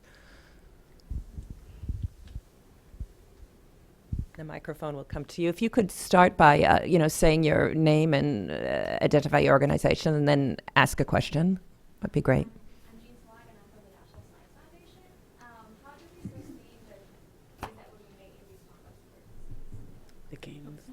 And if you wanted to direct it to a particular panelist, or how do we sustain? Was that towards a particular panelist? Go ahead. Oh, no, I repeated the question. I've done my duty. Yeah, I think, as I said, we've made the case over and over for why investment in these issues is so important, why putting women and girls at the center of everything we do is so important. There's the business case, there's the human rights case, it's just the right thing to do. And I think it really takes sustained pressure and, both on donors, on all actors to really keep it at the forefront. And I think, I was having an interesting conversation during the lunch about, that people get the why, and we've been trying to do more about the how, but really putting that into practice and making sure that we're resourcing, financing those initiatives is really the challenge. So, and seeing those through. So, yeah, I think that's a big part of it is keeping, we need to have that partnership. We need to hear the voices of the people doing the advocacy. We can't stay in our silos of, here's the practitioners over here, here's the donors over here, here's the communities over here. So I think that it's really, essential. We keep talking about, integration and multi-sectoral work, and, it still is, something that we're not doing great. We're trying and we're moving in that direction, but I think that that's really how I would come about that. Yeah, and I would just add I think we also need more empirical research on how this works and why this works. I think there's a lot of evidence there, and we need to continue to bring that up in order to sustain that conversation. And I think dialogues like this are just a great example of how we are continuing to sustain that conversation, and then how you go on to your own organizations or academic institutions and continue this dialogue that, you've already elevated some of the key points here are going to be key to sustaining the conversation. I was just going to ask, I don't know whether any of you wanted to weigh in it, but just having the, Paris Climate Conference had a big sort of involvement from business groups, campaign groups. The Obama administration has, come out and, made a big public campaign about climate change. Do those efforts help broaden the discussion beyond government officials, beyond development professionals to involving communities? And I mean, have you felt an impact in the last year or so? I was involved in the COP10, so I'm in Copenhagen, so I'm a little bit more rusty on what happened in Paris. Okay, yeah, that was a disaster. Yeah, do you want me to go? Do you want to go? Sorry. Sure. Okay, sure. I don't necessarily think that COP21 advanced a conversation around getting, I think that in some ways COP21 and the importance that people were placing on it actually propelled communities to be more visible. Like you had more grassroots participation in COP21 than you've seen in a long time. And so I don't think that there was, I think it was more that the communities propelled themselves into the center of the conversation than anything. And I don't think it was necessarily the COP21 or, President Obama or so forth that thrust communities more into it as much as communities in their own agency doing so, I would say, because they recognize the importance of that space and the stage that it provided in terms of their voices actually being heard for once, as opposed to what's happened up until now. Yeah, some of the work that we do with the Army Corps is some engagements in international contexts, and part of that work is making sure that the right people are in the room to talk about climate change adaptation. So this type of work is largely unaffected by sort of Paris climate commitments and other agreements, because I think at the community and the grassroots level, it continues. There's sort of there's a momentum going that is being echoed, that's being picked up by larger, overarching sort of multilateral agreements. But I think that we are trying to make little waves at the sort of micro level. Okay. I think there's two in the same row.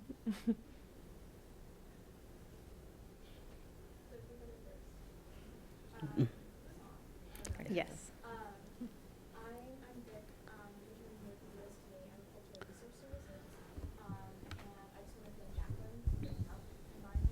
Mm.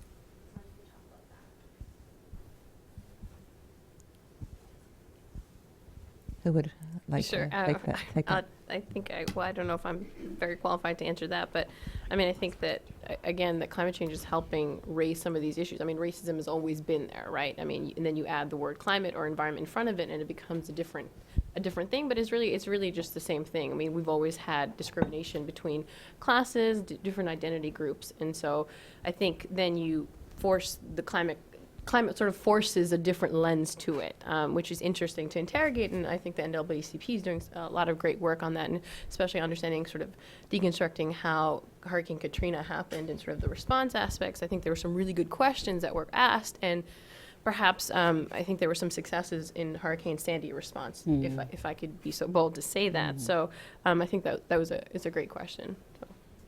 Yeah, I think that there's so many ways that climate change, as I said before, is a threat multiplier and just kind of really lifts up in some ways a lot of these pre-existing structural and institutionalized divisions that continue, really. I mean, you mentioned the Army Corps of Engineers. One thing that the Army Corps of Engineers in 2012, I think, in the aftermath of Hurricane Isaac, which had really devastated Plaquemines Parish in Louisiana, the Army Corps of Engineers was asked by Senator Mary Landrieu why it was they hadn't fortified those levees 7 years after Katrina when they were doing all the levee fortification work.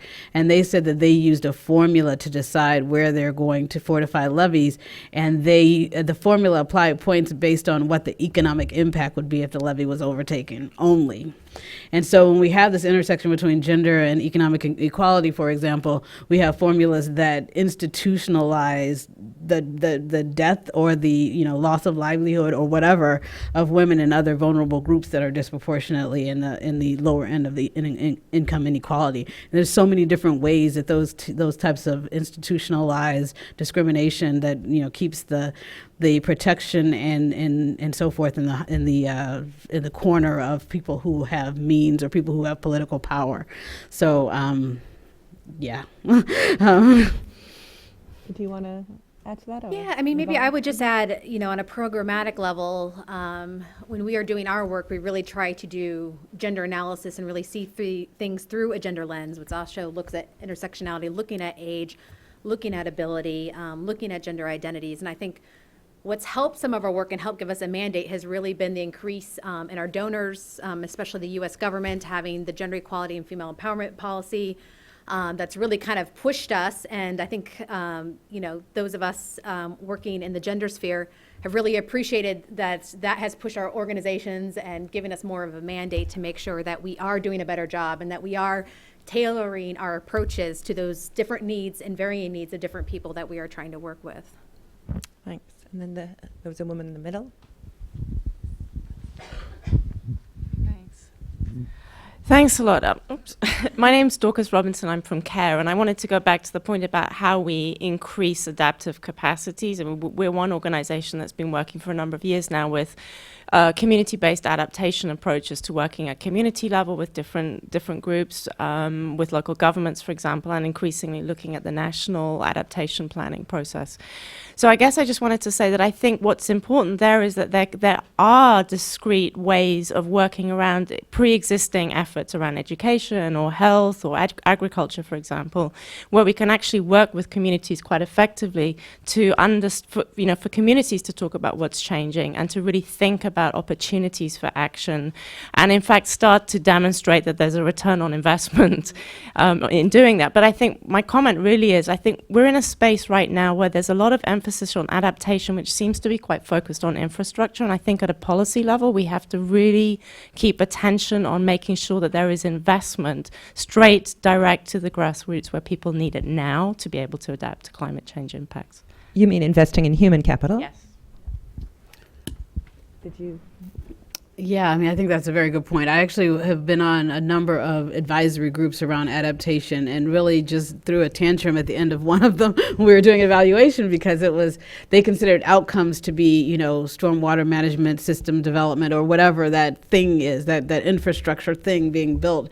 And I was saying we have to have outcomes that really focus on like how many people were flooded out of their homes after this next disaster. And so, when we look at indicators, we need to look at indicators around social capital, capital and the extent to which social capital exists in a community, and then after whatever intervention the social capital has been built. And so we need to really think about what those pre-existing vulnerabilities are, how to plan for those pre-existing vulnerabilities, and how to really be outcome focused as it relates to kind of the people that we're seeking to protect, or the people that we're seeking to empower, or whatever it is that the set of outcomes are. And so but I'm not alone, fortunately, in that group I was, that's the tantrum.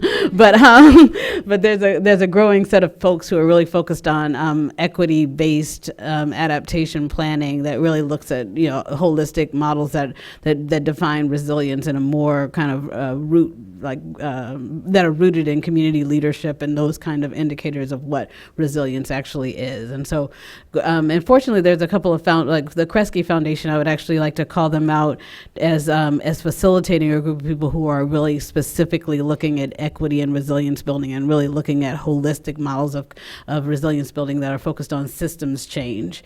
And so there's a community of folks like the Movement Strategy Center, Emerald Cities Collaborative, who are a part of that cohort of folks who are looking at in the Climate Justice Alliance, who are really looking at systems change, community rooted change. So thank you for that.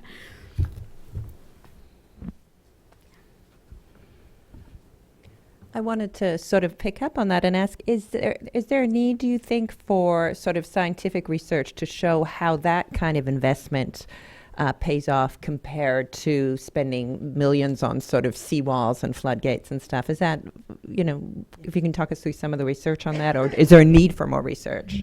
Yeah, there definitely is a need for more research, because I found myself we actually put out a document called Equity and Resilience Building for Climate Adaptation, not too creative, and it was an indicators document, and it was born out of, again, my frustration, and it was a set of indicators that say this is what we should be looking for when we think about building resilience in the context of adaptation. And I did an exhaustive literature review before that, and there was just too little out there already in existence.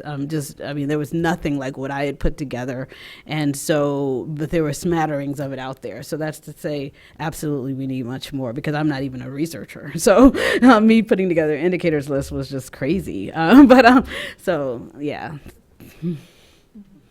Yeah, I mean, and I would add that I think that the source of resiliency is the people as well as infrastructure, right? It's sort of a dual-pronged approach. I mean, we do need seawalls, but we also need sort of the people to be in the right places so that the seawalls can be most effective. It doesn't help if there's a gajillion-dollar seawall and then you have a very marginalized community living right there at that sort of 2 meter impact component. So it's really both, and so that's where the sources of vulnerability can come from. A colleague of mine likes to say her favorite thing to do is to look at previous disasters and see what we can learn from previous disasters. And that way, like you mentioned, I think Hurricane Katrina was a watershed moment for the U.S. What are the things that we didn't do right? We thought we had right, but we didn't do right. And I think that again, that Hurricane Sandy really showed that lessons learned approach is quite successful.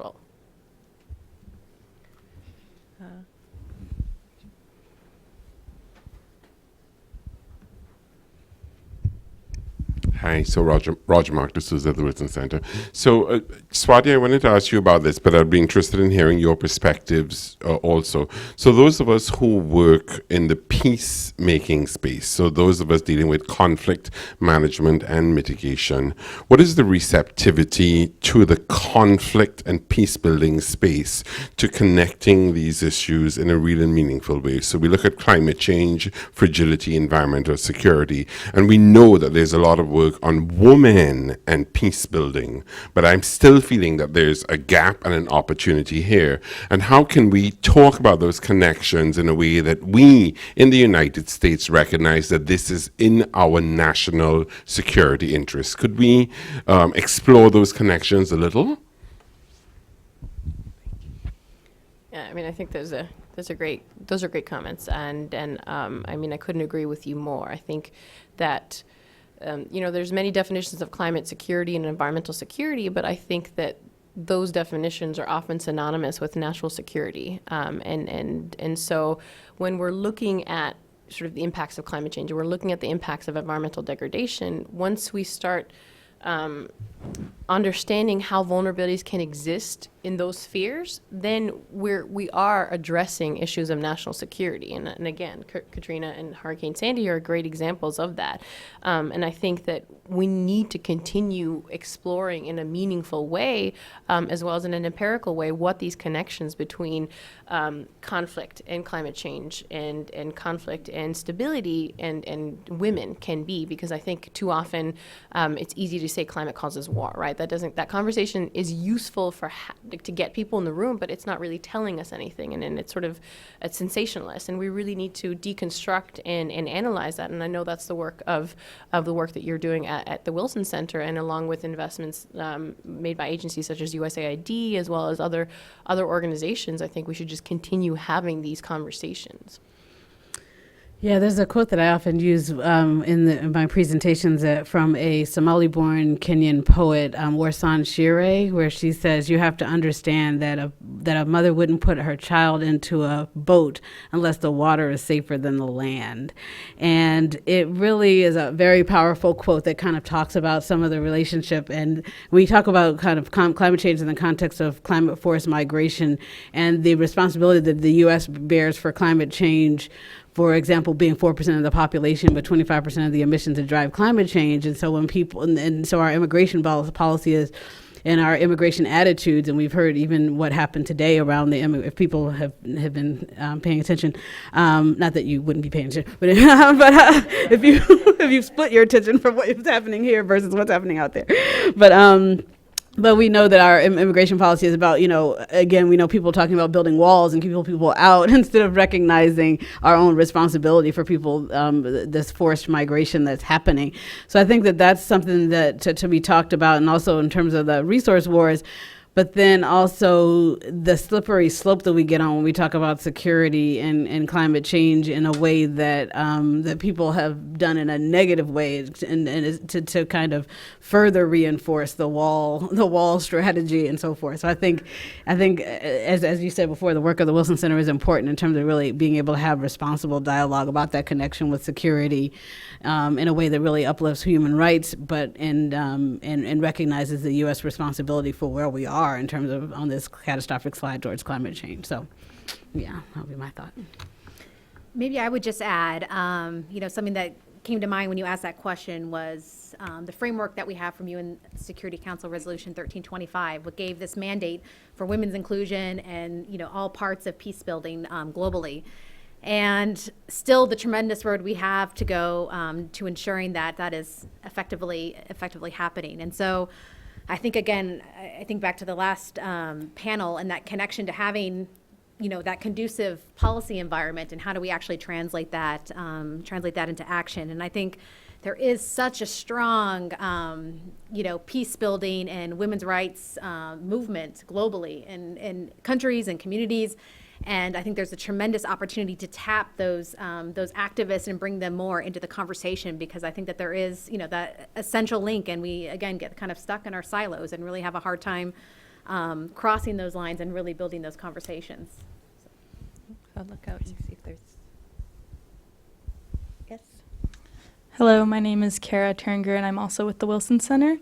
And when we talk about resilience, we often talk about macro scale resilience. How do we make resilient nations, resilient communities? But we never really talk about individual resilience. And especially given that with climate change, entire nations are going to have to move away from their ancestral homelands. What work and what systems needs to be done to improve individual resilience, especially in the areas of mental and emotional health? There's a great network called the International Transformational Resilience Coalition that that has come up over the last couple of years. This fellow, Dr. Bob Doppelt, has put that together, and it consists of mental health professionals, social workers. I'm in it as a social worker, and others who are really speaking about that very thing. And unfortunately, not enough people are, but there is a growing through that network. There's a growing set of people who are coming together around that conversation and around building resilience. as you said, at the individual level, building coping strategies, looking at mental health and how we need to be redefining mental health in the context of these big changes that people are experiencing. And then also looking at the whole issue of human rights defenders or community leadership and the greater burden that those folks are facing differentially in terms of holding the psyche of a community as a leader when there's that level of burden and devastation that people are experiencing, whether it's disasters or displacement or as you said, pending having to move entire communities. Thibodaux, Louisiana is losing a football field size amount of land per hour. And as you know, that group was just moved on the Pointe aux Chiens tribe in Ile-de-Jean-Charles. And so so that's all to say, it's happening, but not obviously at the scale it's needed, but it is happening. I would definitely refer you, if you wanted to hear more about that, to that particular group. Yeah, I think we need, in order to create or facilitate that individual resilience, I think we need more understanding of what adaptive capacity is. And my definition of adaptive capacity is the ability to cope. So if you don't have the ability to cope, then you cannot be resilient in any way, shape, or form. And so I think we do need more research. And perhaps our colleagues from CARE who are doing some work on adaptive capacity right now could comment on that. But I think that, especially from the micro level, if we don't have an understanding of what an individual adaptive capacity could be to any type of event, then they become vulnerable, right? The potential for vulnerability becomes much greater. And so if we have more frameworks and more programmatic efforts targeting adaptive capacity, I think then that's when you start trying to affect the resilience spectrum a little bit more. So, but it's a great question. Yes, it was. It's been a great conversation, but we do have to wrap up. I wanted to ask if there was one takeaway that you wanted people in the audience to go home with, to sort of change their thinking, or something that should be in the back of their minds the next time they see, pictures on TV or the internet of a crisis or a disaster. How would you like them to look at it? What sort of slight change in thinking would you like to have taken part in today? Start. Mm-hmm. Let's see here. That's a tough one to end on, but I think for me it goes back to kind of the sentiments of Wangari Maathai and thinking about it's very simple acts that we as individuals can do, that we can start at home. It could be a simple thing like planting trees. It could be a simple thing of just engaging in dialogue with our neighbors. And I think we've seen programmatically, little things like, bringing women together to start a savings group and opening up a space where, they have a safe space to talk about issues that are important to them. I think, these are very simple acts and interventions that really have a profound impact at a very micro level. And so maybe that's what I would want to leave them with, thinking about the simple things that can really have a great impact. Yeah, I would say a quote from the residents of Flint: "We know what we need." They put together a 20-point plan in the aftermath of the crisis, where if that 20-point plan had been in place, the crisis never would have happened in the first place. So it includes, real sovereignty and governance of the community. It includes doing a community-wide environmental assessment, because the community is in the aftermath of a series of environmental toxins that are needed. It includes engaging around anti-racism conversations at the community level. And it just includes having the community in the lead of making its own decisions on its own behalf, because it knows what it wants. And this was 100% developed through a women-led process. The NAACP is 100% women-led. The Flint mayor is a woman, and the community leaders who really were facilitating putting together that plan were all women. And but of course there were men there too. And so it was really, but the point was that it was a community-led, effort. Yeah, that's a really tough question, because there's so many things I think that we've all spoken about that are very important. So I'll probably just re-echo a comment that I made earlier, was that, the first part is recognizing that climate change will have disproportionate impacts on women, right? That's the first step, and I think that we can all agree on that. But then the second component is that the adaptation response also has to have a gender component to it, so that during a disaster, prior to, during, and after a disaster, we understand how all of those impacts on women are going to occur, because, and echoing principles of sort of disaster risk management, right? It's employing that whole sort of cyclical approach, that if we can get it before, if we understand gender dynamics before a disaster occurs, that during a disaster we already know where to target, perhaps, women who are breastfeeding. How do we make sure that this super vulnerable community becomes less targeted? So, thank you. Well, thank you so much, Swati, Jacqueline, and Kelly, for a wonderful panel. It's given everyone a lot to think about, and thank you everyone here for coming.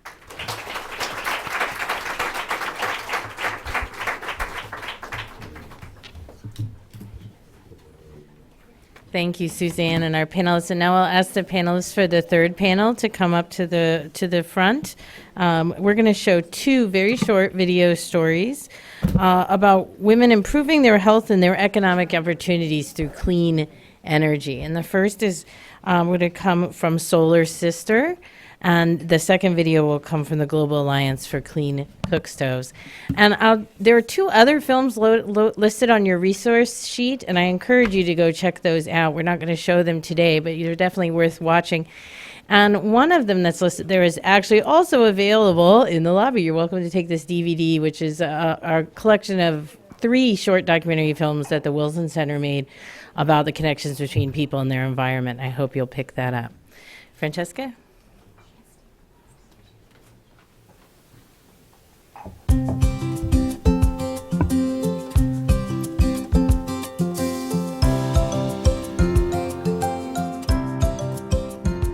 Kwa jina naitwa Adija Alibali. Mimi ni mjasiriamali wa Solar Sister. Ninaishi Kichameda.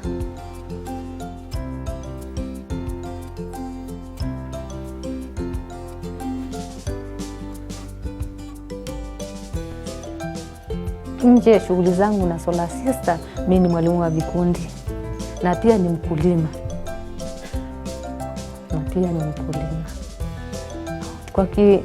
Kwa kifupi tu kwamba kijiji hiki sana sana ni wakulima. Wafugaji ni wafugaji wadogo tu, lakini sana sana ni wakulima. Nijibwe. Kwa kweli jua ni zuri. Matumizi ya jua yako mengi. Jua kwanza likiwaka tunapata mwanga. Jua pia likipiga kwenye mmea unastawi. Pia jua likiwaka linatuletea mvua. Kipato tunachokipata kwanza 1% kubwa tunaweza kwa ajili ya chakula. Sasa tukitoka kwenye chakula pale, kinachobakia kidogo labda matibabu, kwa sababu tunakuwa sasa hiyo na bima ya afya ndiko inakoishia hapo. Basi napeleka watoto shuleni. Na mavazi kidogo mara moja kwa mwaka. Kikisha kuja kwa mara moja kikipita basi, na ndio maana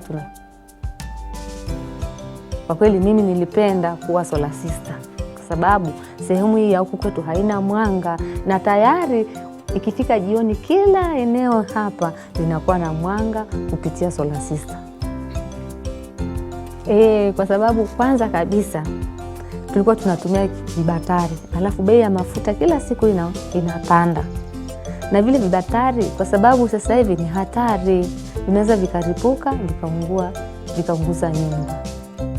Kingine hata ule moshi unapojaa koroboi pale, yale moshi macho yanakuwa mekundu, kifua kinajaa. Alafu watoto wa shule walikuwa wanashindwa kusoma na kibatari, lakini hii Solar Sister inasaidia watoto wa shule kusoma usiku.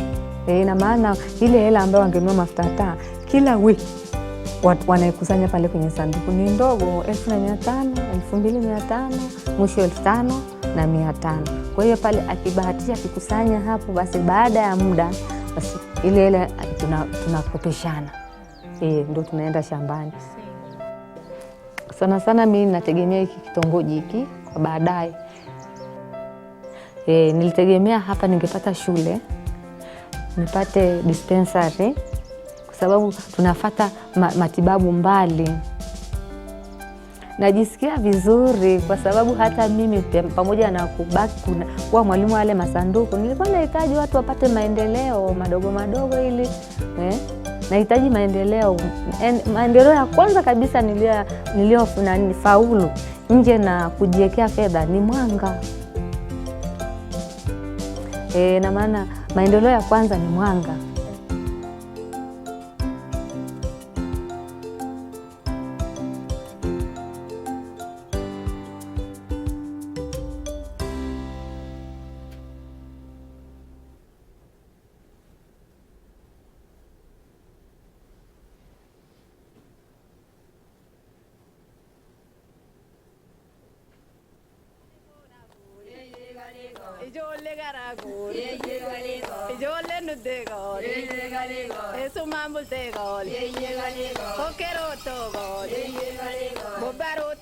My name is Sarah Ruba.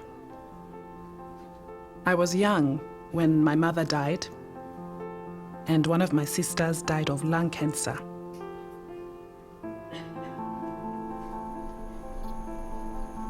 Sometimes I ask myself, what is my life about?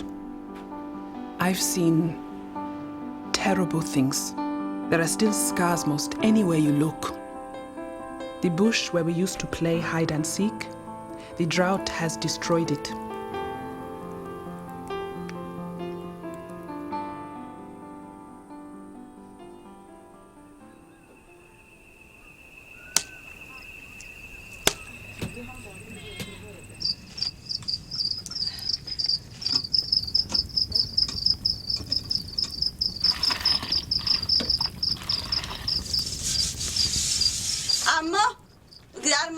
The smoke from cooking affects us. The old stoves, that is just the way they are.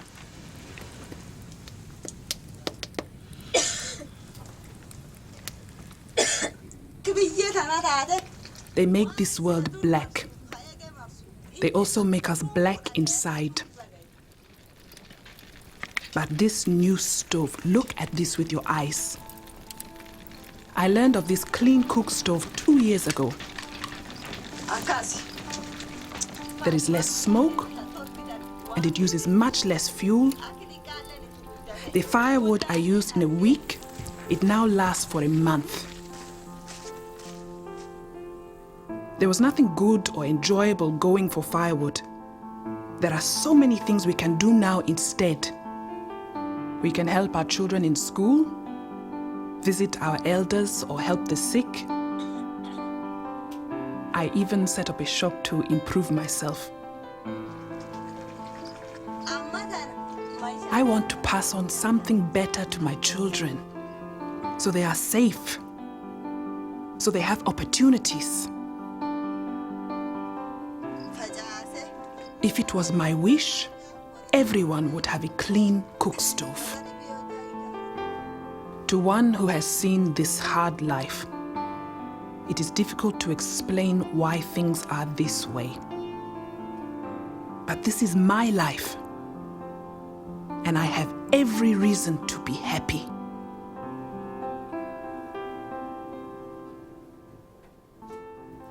Nearly half the planet cooks over an open fire. The smoke from the basic act of cooking kills nearly 2 million people each year. Most of the victims are women and children. Help us achieve our goal of 100 million clean cook stoves by 2020.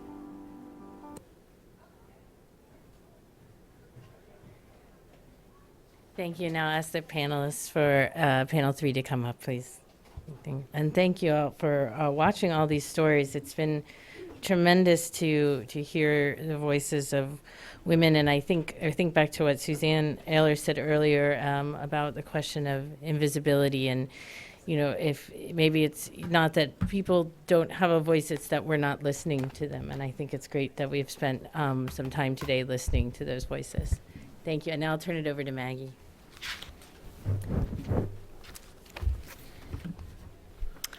Hi, everyone. Thanks for being here. My name is Maggie Roth, and I am the Communications Officer for the International Union for Conservation of Nature's Global Gender Office. And I'm really excited to be here, and I'm really excited to be joined by my distinguished panelists. And I want to thank the Wilson Center, first and foremost, for having me. So as a communicator, I strive to always back my stories up with evidence. And so we've heard some really incredible and powerful stories and anecdotes about climate change and about women. We know that climate change affects all sectors. It impacts food security, health, nutrition, biodiversity, migration. And we also know that women are disproportionately affected by climate change. Suzanne asked a really great question in the last panel when she asked what these international agreements and negotiations, what kind of impact they're having, particularly on the local level. And we think about this a lot at IUCN as well. And Lorena Aguilar, who leads the Global Gender Office, she was in Nepal working with a community.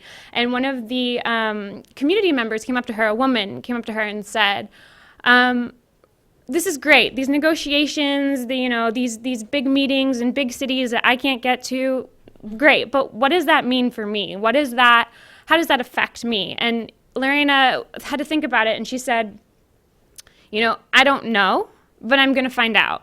And from that, the Environment and Gender Index was born. And then kind of that has evolved into what we're now calling the Environment and Gender Information Platform, where we strive to create data sets that really shed light on women and gender equality in the environmental arena. And so I just want to share with you a little bit of data from our EGI that I think really provides the evidence to kind of back up a lot of these stories that we've been hearing. Out of 890 environmental sector ministries, 12% are women. Women make up less than a quarter, 24%, of leadership positions on major climate finance mechanisms, and only 7% of women are finance ministers around the world. So that's just 14 out of 193.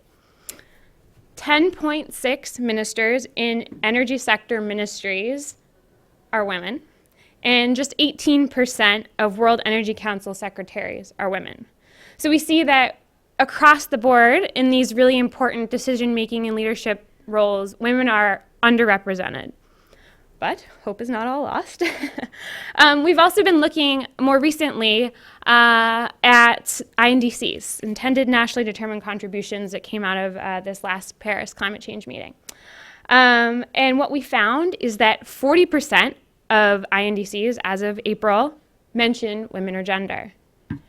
We've also been looking at energy, national energy policies and documents. I think we're going to be hearing a lot more today from my panelists about energy and clean cook stoves and things like that. And so we analyzed 195 documents, and approximately 1/3 contain some of the keywords that reference women and gender. And what's really great about this information is that we hear often the 1.2 billion people that do not have access to electricity. What we don't talk about as much is that 95% of these 1.2 billion people live in sub-Saharan Africa and Asia. And what was great in this policy analysis of these energy documents is that both sub-Saharan Africa and Asia are above the global average. So we see there's really traction there. And so the title of this panel is Climate Champions, Women Entrepreneurs, and Climate Solutions. And so I'm really excited to talk about how we are moving, how the paradigm is shifting, how we can empower women to be agents of change and climate champions. And so I am joined by 4 panelists here, and I'll let them introduce themselves further as they come up. But we have Maxine Burkett from the University of Hawaii, Matthew Edwardson from Tetra Tech, Neha Misra from Solar Sister, and Stevie Valdez from the Global Alliance for Clean Cook Stoves. And I'm really excited to hear them share some of their perspectives on these issues as well. And I guess we'll just go in order of seating. So Stevie, do you want to start?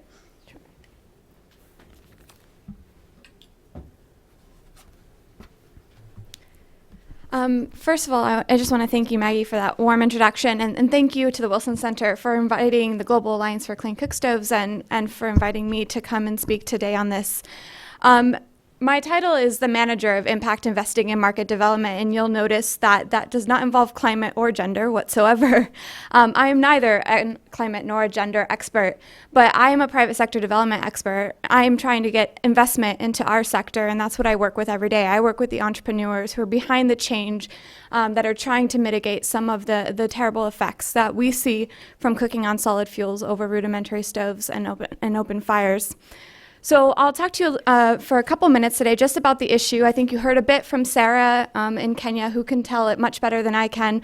But to bring that back up to the macro level, before I talk about how we are actually taking this from a gendered perspective and a business perspective to make sure that women are actually at the forefront of making this change.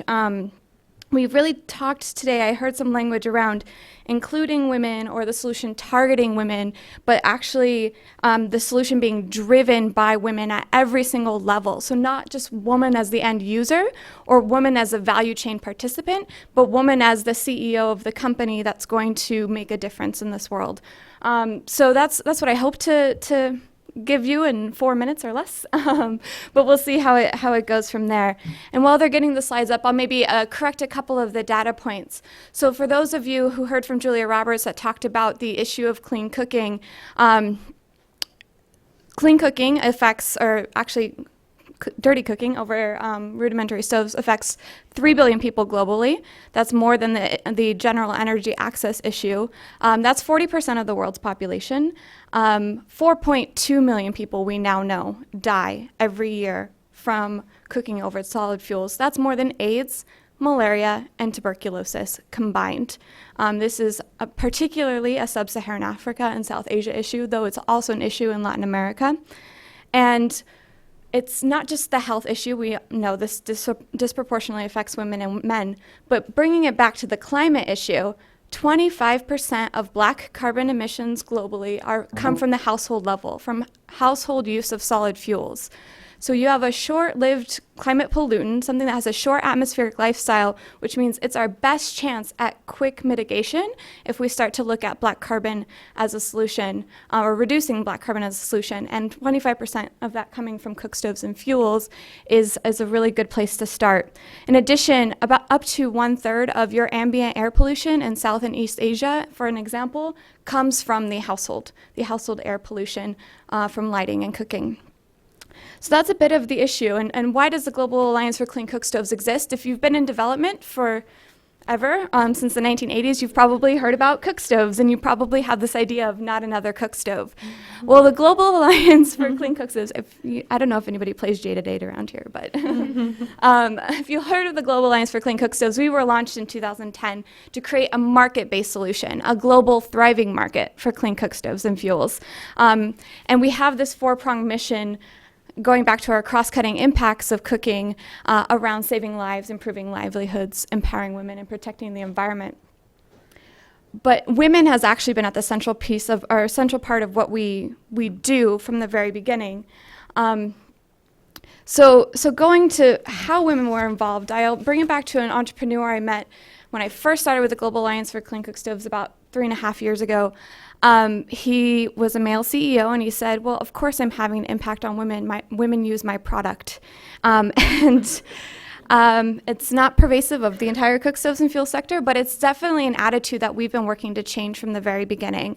And mainstreaming gender and how we approach the issue of clean cooking and making sure that women are actually the solution is a big part of what we do. But we find 4 key barriers to that when we went to go look at how are we going to create a market for cook stoves and fuels. That's capacity and gender mainstreaming. Our entrepreneurs, and 95 to 99% of the CEOs of our companies, to be honest with you, are male, and it's fascinating to me how we don't have more women involved in leadership of major cook stove and fuel companies. But capacity to gender mainstream and involve women at the very beginning of this is an issue. Financing, obviously. Financing for women and financing for better gender mainstreaming within your business or your NGO that's trying to implement cook stoves and looking at this from a gendered perspective. Evidence, so a big gap in understanding how gender mainstreaming, again, women at the end user level, but actually how you're changing your program strategy to better include a gendered aspect for adoption is a huge issue. And then finally, the policy and advocacy. And how we've really been addressing this is through each one of those things, including and starting with research. So we have some research out of Johns Hopkins University that tells us that if we give women agency-based empowerment training at the micro-entrepreneur level, they outsell their male counterparts for cook stoves and fuel solution 3 times to 1. Their customers report better usage rates, better adoption, and better satisfaction with their technologies than the ones that were sold by male entrepreneurs. So we know that it's not just convincing a woman in a household that she's cooking wrong and that she needs to adopt a clean cook stove, is having a woman being involved in creating that change within her community and talking to other women about cook stoves and fuels. It's also involving that woman in the design process of how the technology has worked. It's involving women in the manufacture of cook stoves and fuels. Our male CEOs will tell us that they want more and more women employees, because the women employees will really not only be champions for their product, but they are there, they're showing up, they're working, they're incredibly productive, and they give incredible feedback on how their business operates. So we are at time, but I'll just sort of leave you with one of the ways that we've really injected some financing into this sector, and you'll hear from Neha Mizra from Solar Sister, who's a partner. Lucy is a customer of the Paradigm Project who received Women's Empowerment funding. Women's Empowerment Fund has instructed the Paradigm Project and allowed them to recruit micro-entrepreneurs, women. Lucy bought her cook stove from a Paradigm Project entrepreneur. She was educated on how to use it. She was given a warranty program. She knows who to call when that cook stove is no longer able to be used or broken. And then she's now able to save up to $200 a year on her meager salary on charcoal use. The Paradigm Project reports 85% of their cook stoves sold come from women. Their women sell 2.65 times more than their men. And these women have actually been instrumental in changing consumer financing programs. So the women entrepreneurs will actually go and create CHAMA groups just so women can access these technologies that wouldn't typically have access to them before. So they're at the center of this, and I hope that we can talk a bit more about all the dynamics involved. Thank you.